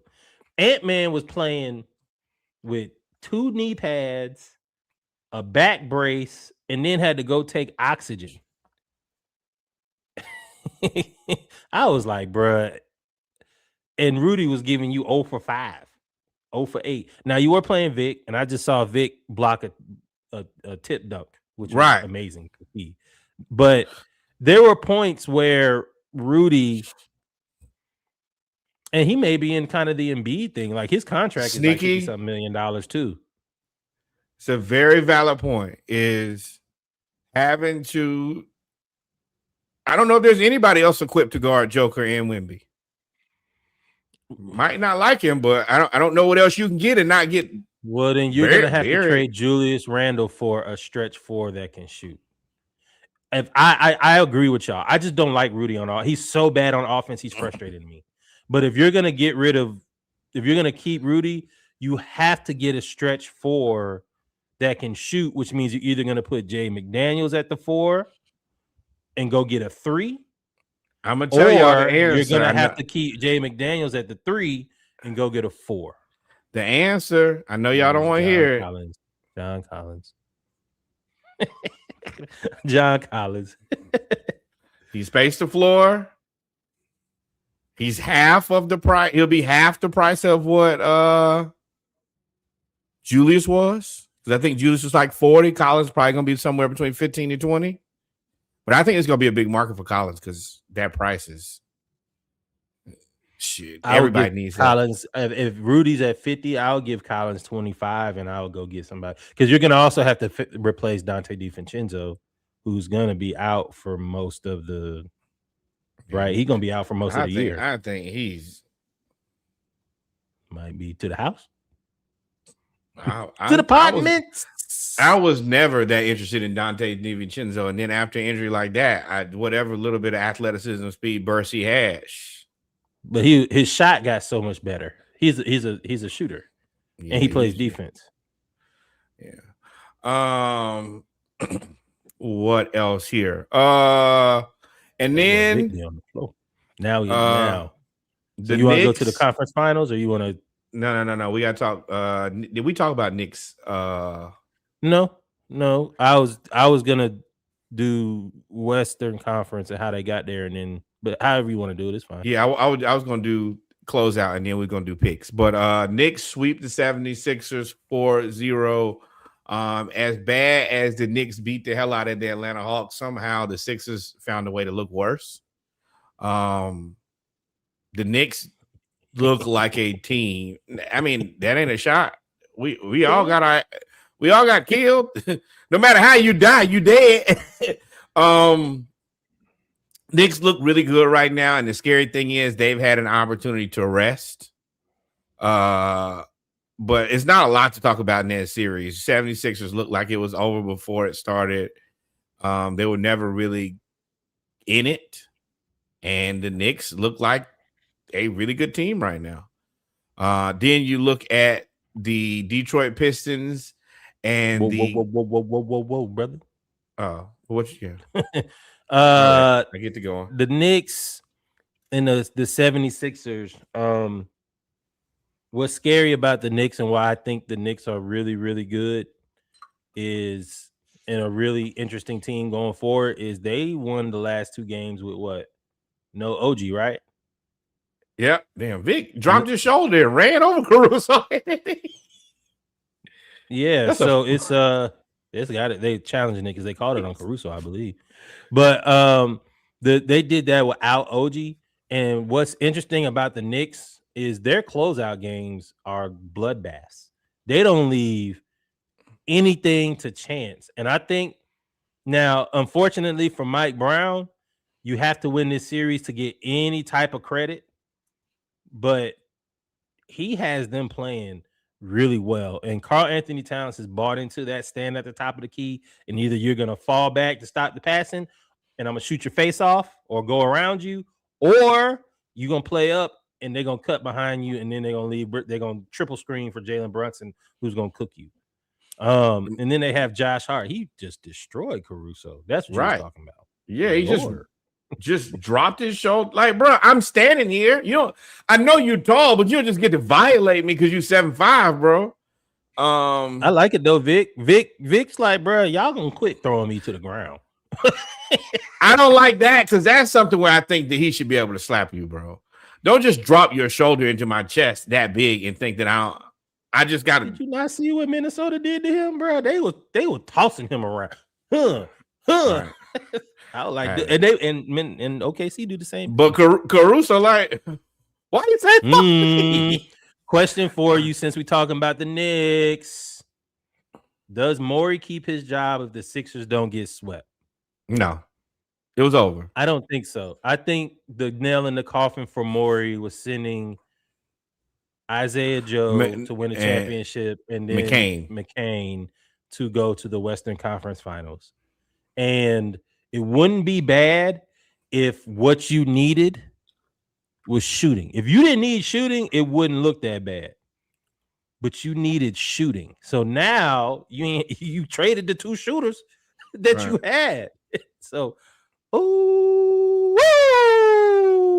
what a game. But yeah, I think they were just over the contract situation they're in. It's got them stuck perpetually, and I think it's just like, all right, well, we got to end this. This shit ain't going nowhere.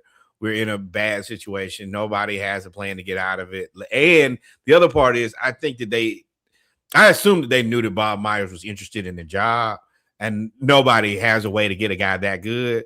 So yeah, if Bob Myers comes available and we already stuck, let me tell you, it's over for you, brother. This Bob Myers, you gotta like, he's the man. He's the best available.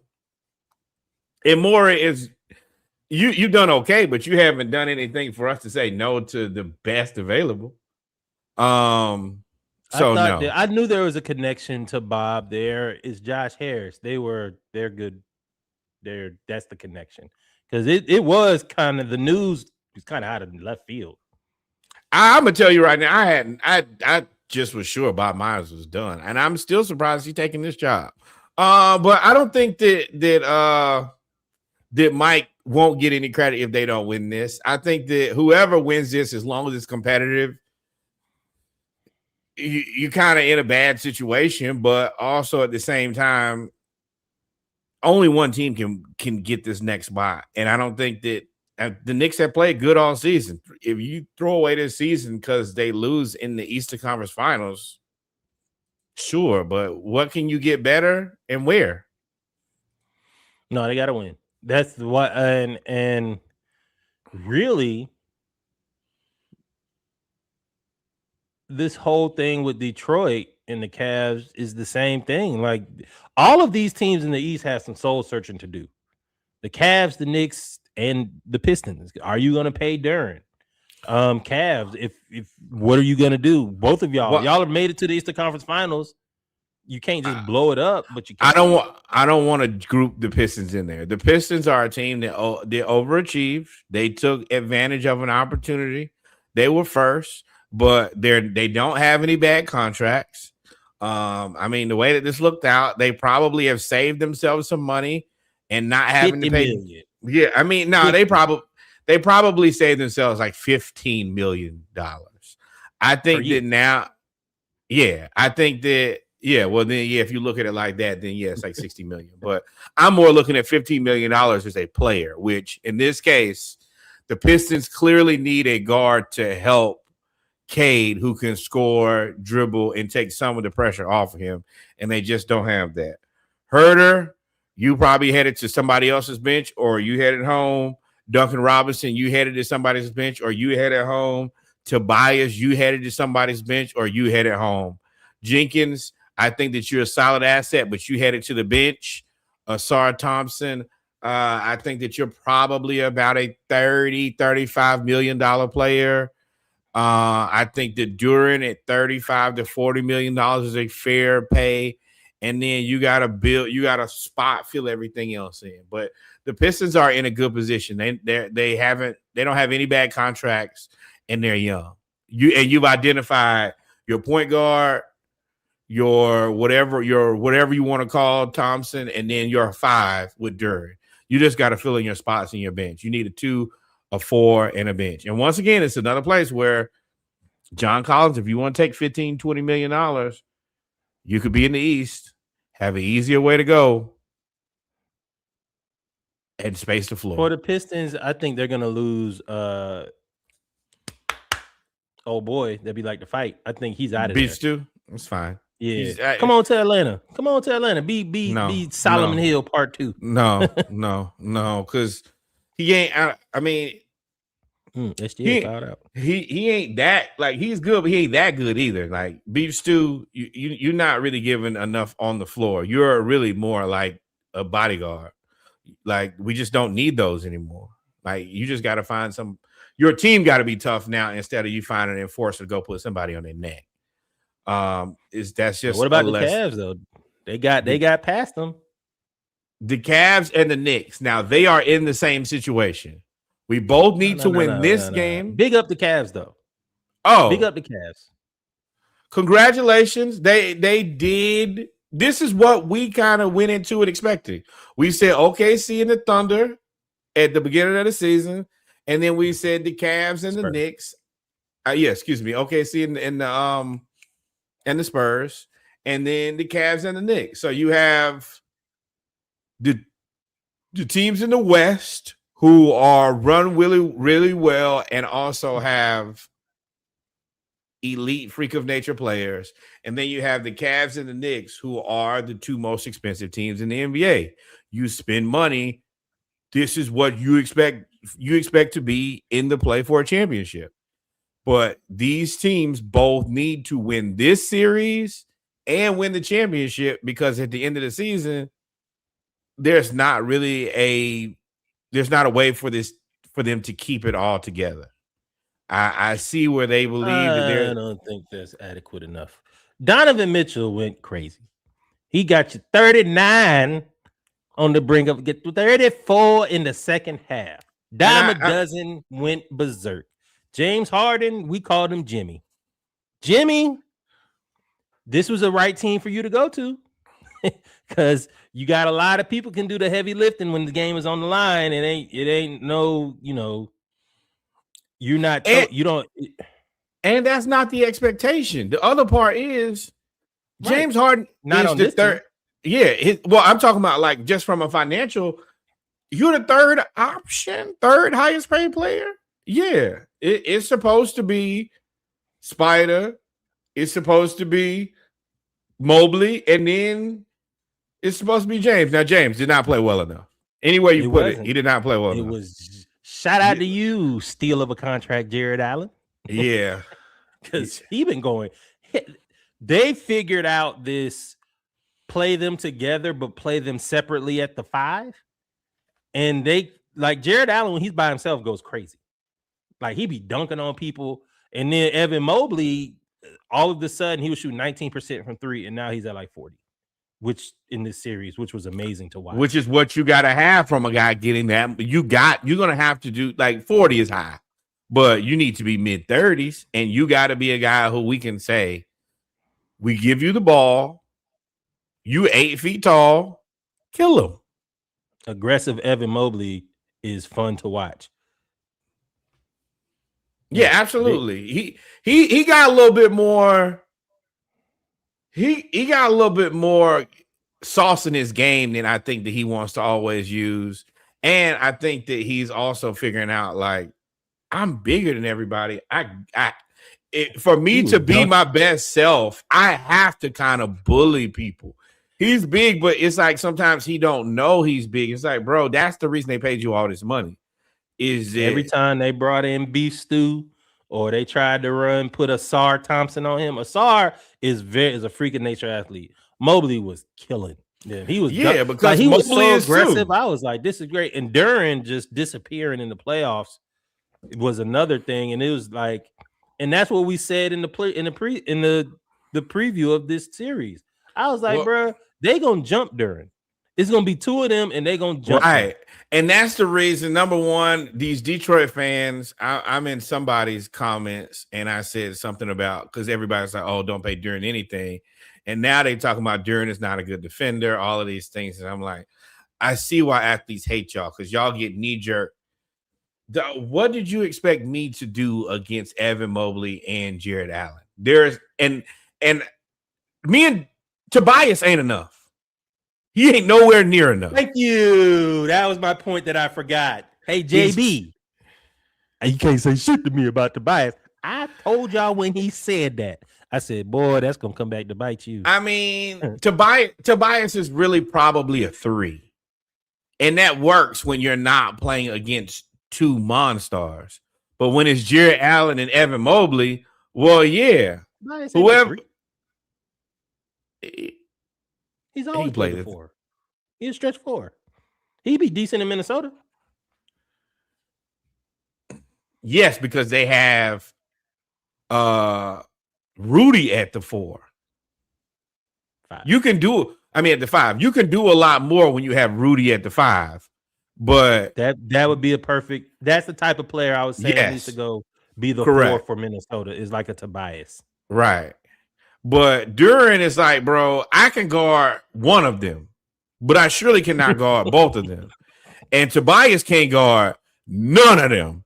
And then after that, what we gonna do? We gonna put Amen as a guard, bro.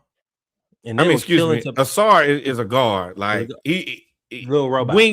Wing defender at best, but he ain't got nothing for Evan Mobley. So now I'm basically responsible for Allen and Mobley. I mean, and really, in hindsight, he should really be like, y'all want to take my money? You should have spent some money. Y'all could have went. You could have went at the deadline and got something to help me out. You knew that Tobias wasn't enough. Once we got to, if we got to the Knicks, what was Tobias going to do with Karl Anthony Towns? Go along for the ride. I think they would have put Duran on him though. Okay, then I'm gonna put Mitchell Robinson in the game. What you gonna do with Mitchell Robinson? Oh, together? Yes. Tobias. I think it would be a better matchup because Mitchell Robinson can't dribble as well as. But the Pistons also don't score that many points, so if that's where it goes, boy. They couldn't score. And Duncan Robinson was hot, and I was like, bro, they don't got enough. The issue is it's Cade and nobody else. Like Jenkins is good, he's undrafted. Like their guard play is like that's another place. If I'm Anthony Simons, I think y'all could use me. I can get you 20 points. I can get you 20 points a night. Ooh, OT, baby. Chet with the block. Right. But the Pistons just got they got a good base. You just gotta put everything around that team and you'll be fine long term. You're gonna have to tinker. Knicks and Cavs are must win because they're over the apron. 30. All at 20. Late 20s, early 30s, some of them mid. And there is a much clearer path for the Pistons. Like, all right, well, get rid of all you old people and you white guys who ain't that good, and we're gonna $15 to $20 million player you to death. But the Cavs and Knicks both got to win, and whoever loses, there's not a quick fix for who you send on their way to make your team like financially okay and good and still okay. So you got a lot of budget analysis for a series that's about to start. Right. Well, I think we got to pick OKC and Spurs right now. This is the last time that it will be equal, and we can. Yeah, because it's literally going to overtime. It's equal as equal can be. I'm going experience. I really want to pick the Spurs because of Big Vic, but I think I'm going to go OKC. Think long, you think wrong. Because if I thought about it, I was going to talk myself into it. I'm going to go ahead and I'm picking OKC to win this series. It's overtime. Just to let you know, timestamp 11:09 p.m. Eastern Standard Time, 10:09 p.m. Central Standard Time. It is 101-101. Both teams have now entered overtime. Well, there's nobody has a betting edge. None of those. I'm gonna take the Spurs. I'm gonna take the Spurs in this. Interesting. I with no De'Aaron Fox, if they can pull this win out, it's tough for OKC.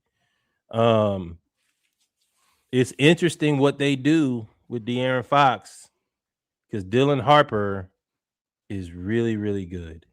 Like he's really good. Yeah, but there's also they're not in financial straits either. I felt like you for a long time, and then I was watching a bunch of stuff like, why do they need to trade Fox right now? For what? Why not just you got good players and you in the finals was only in the second year. Correct. You probably lose. No, you don't. I mean, Keldon Johnson got to get paid, right? Already paid, if I remember correctly. 6th man of the year, Carter Bryant. I mean, you really ain't got to do nothing with the Spurs, to be honest. And yeah, right. Like, there's just no. And let's be real, the Spurs are not anybody else. Like, they're not like, oh, let's just do it for the sake of doing it. They're not Norwood 2K now. They gonna rock out. Yeah. Well, no. Keldon Johnson. This is the last year of his contract. Yeah, you going to pay him. Pay him what? Probably 15. That's a downgrade. He getting paid 17.5 now. Cool. Okay, well in 20. No, it's 20. All right, cool. He's gonna get maybe 20. He's gonna get an upgrade because he won 6th man of the year. He's gonna expect more money. Okay. Now, he's also the guy. He's a Spurs guy, so he may say, I don't really need to leave. You just pay me 20 and I stay. No, I will take 4 years, $100 million, escalating. Because he took 4 years, 74, de-escalating last time. I need my money to go up because I'll be 28 next year. This is gonna be my last contract, but yeah, you might as well get it. And then also, do you really want to leave here? That's what I'm saying. He's a Spurs guy, and you have a niche. And they have everybody else on the contract, especially like, Champagne and all of them. You got to ask yourself, if you are a Spurs player, where else do I want to go? And can I play with somebody better than this guy? Nope. And the answer is no. You got Devin Vassell under contract for 2 more years. Yeah, I would just ride this thing out until somebody got to get paid, and then at that point when somebody got to get paid, you get voted off the island. But until then, I'm not leaving Victor Wembanyama because everywhere I go, there's not a guy with nearly as much upside. I'm not going anywhere in the West. I'm not going anywhere. I'm not going to play Vic. I'm definitely not going to play against him either. Not, and if I am, now I want $30 million. I'm not doing that to myself. Fun series. Caruso is playing. This is the reason they have him. This series in particular, he's guard.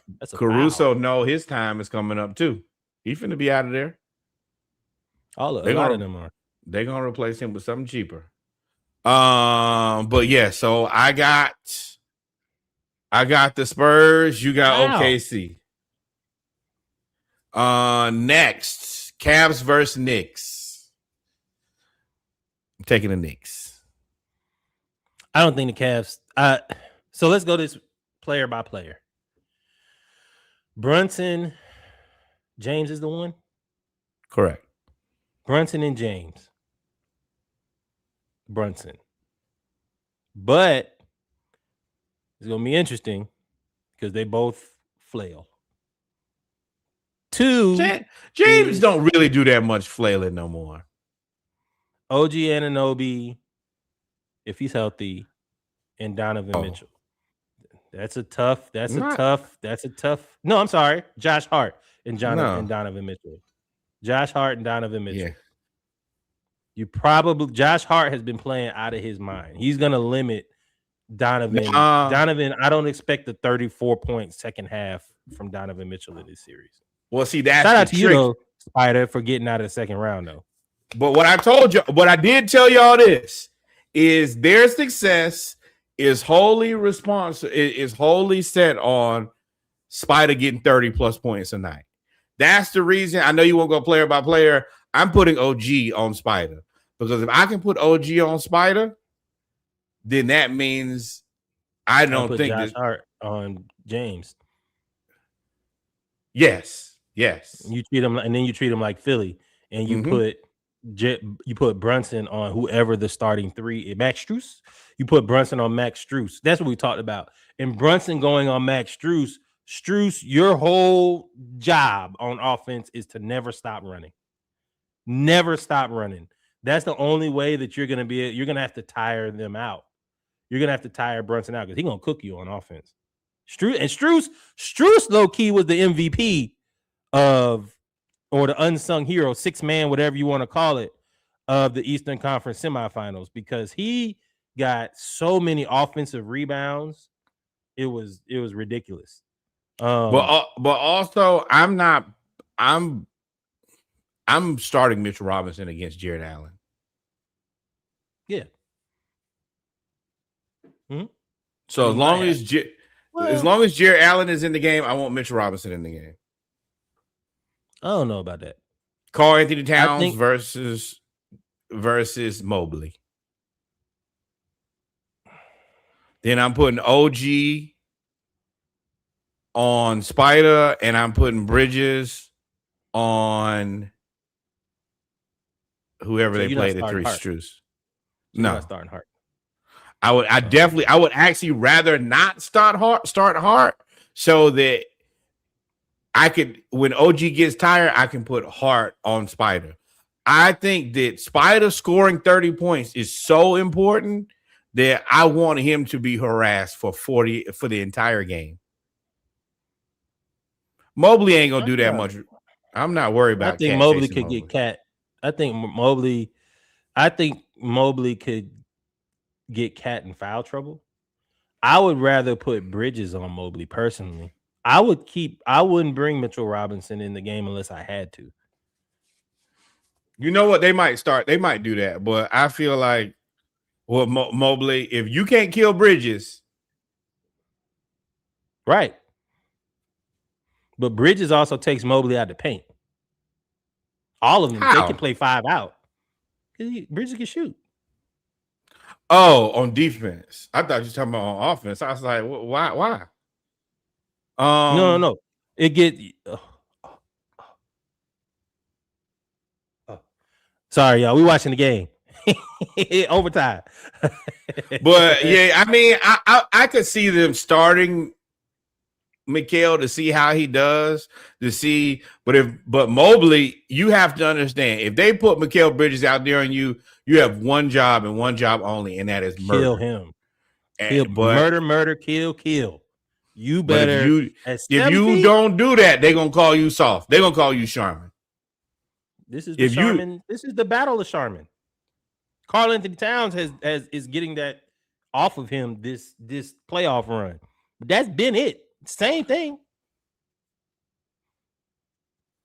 Yeah, I mean, I agree, but if you don't kill Mikal Bridges, then bro, they finna be like, If you don't kill Mikal Bridges, but Mikal's been playing well since he got embarrassed by the Hawks. He's been playing really, really well. I just don't know if Cleveland has enough defensively to stop New York, and I think New York has enough defensively to stop Cleveland. My thing is if you cannot crush Mikal Bridges, then you're probably saying trade me. I already believe you to be an overpay, but if we can't put you in there to like dominate against Mikal Bridges, then you ain't. I mean, you're not enough of the big that we needed. I can't pay you $50 million to not kill a wing. Yeah, especially with Jared Allen getting you 27 and 12, 27. And he ain't gonna be able to do that. I don't think he's gonna be able to do that either. But I'm not. But I mean, what I'm saying is when he does get you that is when Mobley's out. Right. When Mobley's out, Jared Allen just turns into a dominant center. I mean, I hate to say it, but it might just be like Jared Jackson Jr. Bro, all of that looks cool. Oh my God. Victor Alien Wimbayama ain't hell no drug testing. Drug test. And if I was playing the game, I'd kick the damn game. Ain't no way in hell. Ain't no way in hell, bro. Kick the game, reset, start over, whatever it is, bro. 26.3 seconds left, and they were down 3. 26.3 seconds left, and Victor Wimbayama comes. He hit that Kyrie 3. You know how you walk it into it and just like, oh, I'm gonna hit this from forever away. He just happens to be 8 feet tall. It just reminds me of the Steph Curry versus Memphis 3, where he came down and just pulled up. That's what he did. Shout out to SGA dunking on Vic. Well, he ain't dunked on Vic, but who told me SGA fouled out? No, I did. He did. He had 5. They got him out of the game. I thought he fouled out. How did he hit? Ooh. And they knew it too. The whole bench just laughed as soon as he took the shot. They was like, "Oh yeah, this is good." Now you got to play defense. 26.3 seconds left. We both picked. No, I picked OKC. You picked the Spurs. Kev, that's some bullshit. If that shit happened and I'm playing 2K, I'm ready to go on to bed now. This shit over for me, man. This be the shit that will piss you off. On 22 shots. No, 32 points and 20 rebounds. On 20. SGA got 24 and 10. That's where you start basketball. That's where I start talking to the Xbox. Okay, you just didn't want me to win. Then fuck you. Then I'm going to bed. Okay, all right. The computer said it's over. Right. All right. I don't want all these games in a row anyway. I get it. Y'all want to win. Wemby is crazy, dog. All right, 20. We a live reaction now. Shut the game off and throw it away. We a live reaction now. All right, 20 seconds left. I would have quit the game. 108. 13 on the shot clock. 2-second differential. Here we go, y'all. Here we go. And that's where you go home and get in the bed and be mad. Like, I cannot believe the game just cheated me like that. Shoot it, Jalen.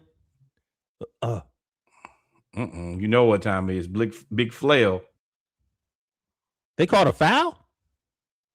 No. Oh, they called a timeout. Point. We might have double overtime, ladies and gentlemen. It's gonna be a long. No, we're gonna end our podcast and we're just gonna be here watching the game. Oh my God! 0.4. Did they call a foul? So Cavs, Knicks. You pick the Knicks. I'm picking the Knicks. I think the Knicks win 4-2.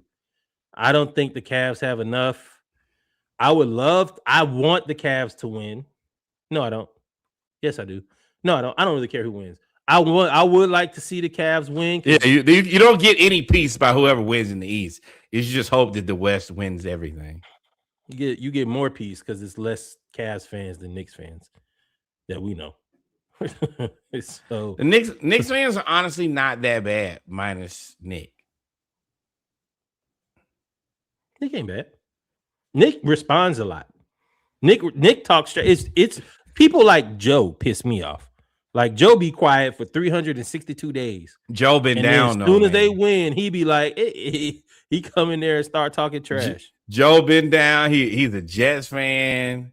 He been rocking. I guess but I talk to Joe all the time, so it's different for me. But yeah. But we shall see. So I'm picking the Knicks. You picking the Knicks. I'm picking OKC. You picking the Spurs. Which means we would. I'm picking I see a Knicks. They about to do a dunk to Wemby. That's what they're gonna try to do. I'm picking OKC versus the Knicks. First of all, I'm putting Luke Cornett in the game too. I'm running double. Somebody gonna get there. And they got Chet guarding the ball. Oh, they got it. Yeah. Oh, good block. You definitely double overtime, ladies and gentlemen. With that being said, we've come to the end. Castle. Good defense, Caruso. Yeah, we've come to the end. To the end of the road. Yeah, I like that. With that being said, ladies and gentlemen, we come to the end of episode 231 of the Splashcast Monday Night Raw. If we didn't miss anything, Nor would take us out. Hey, different closeout today because the game is on. Hey, y'all know what black baseball is.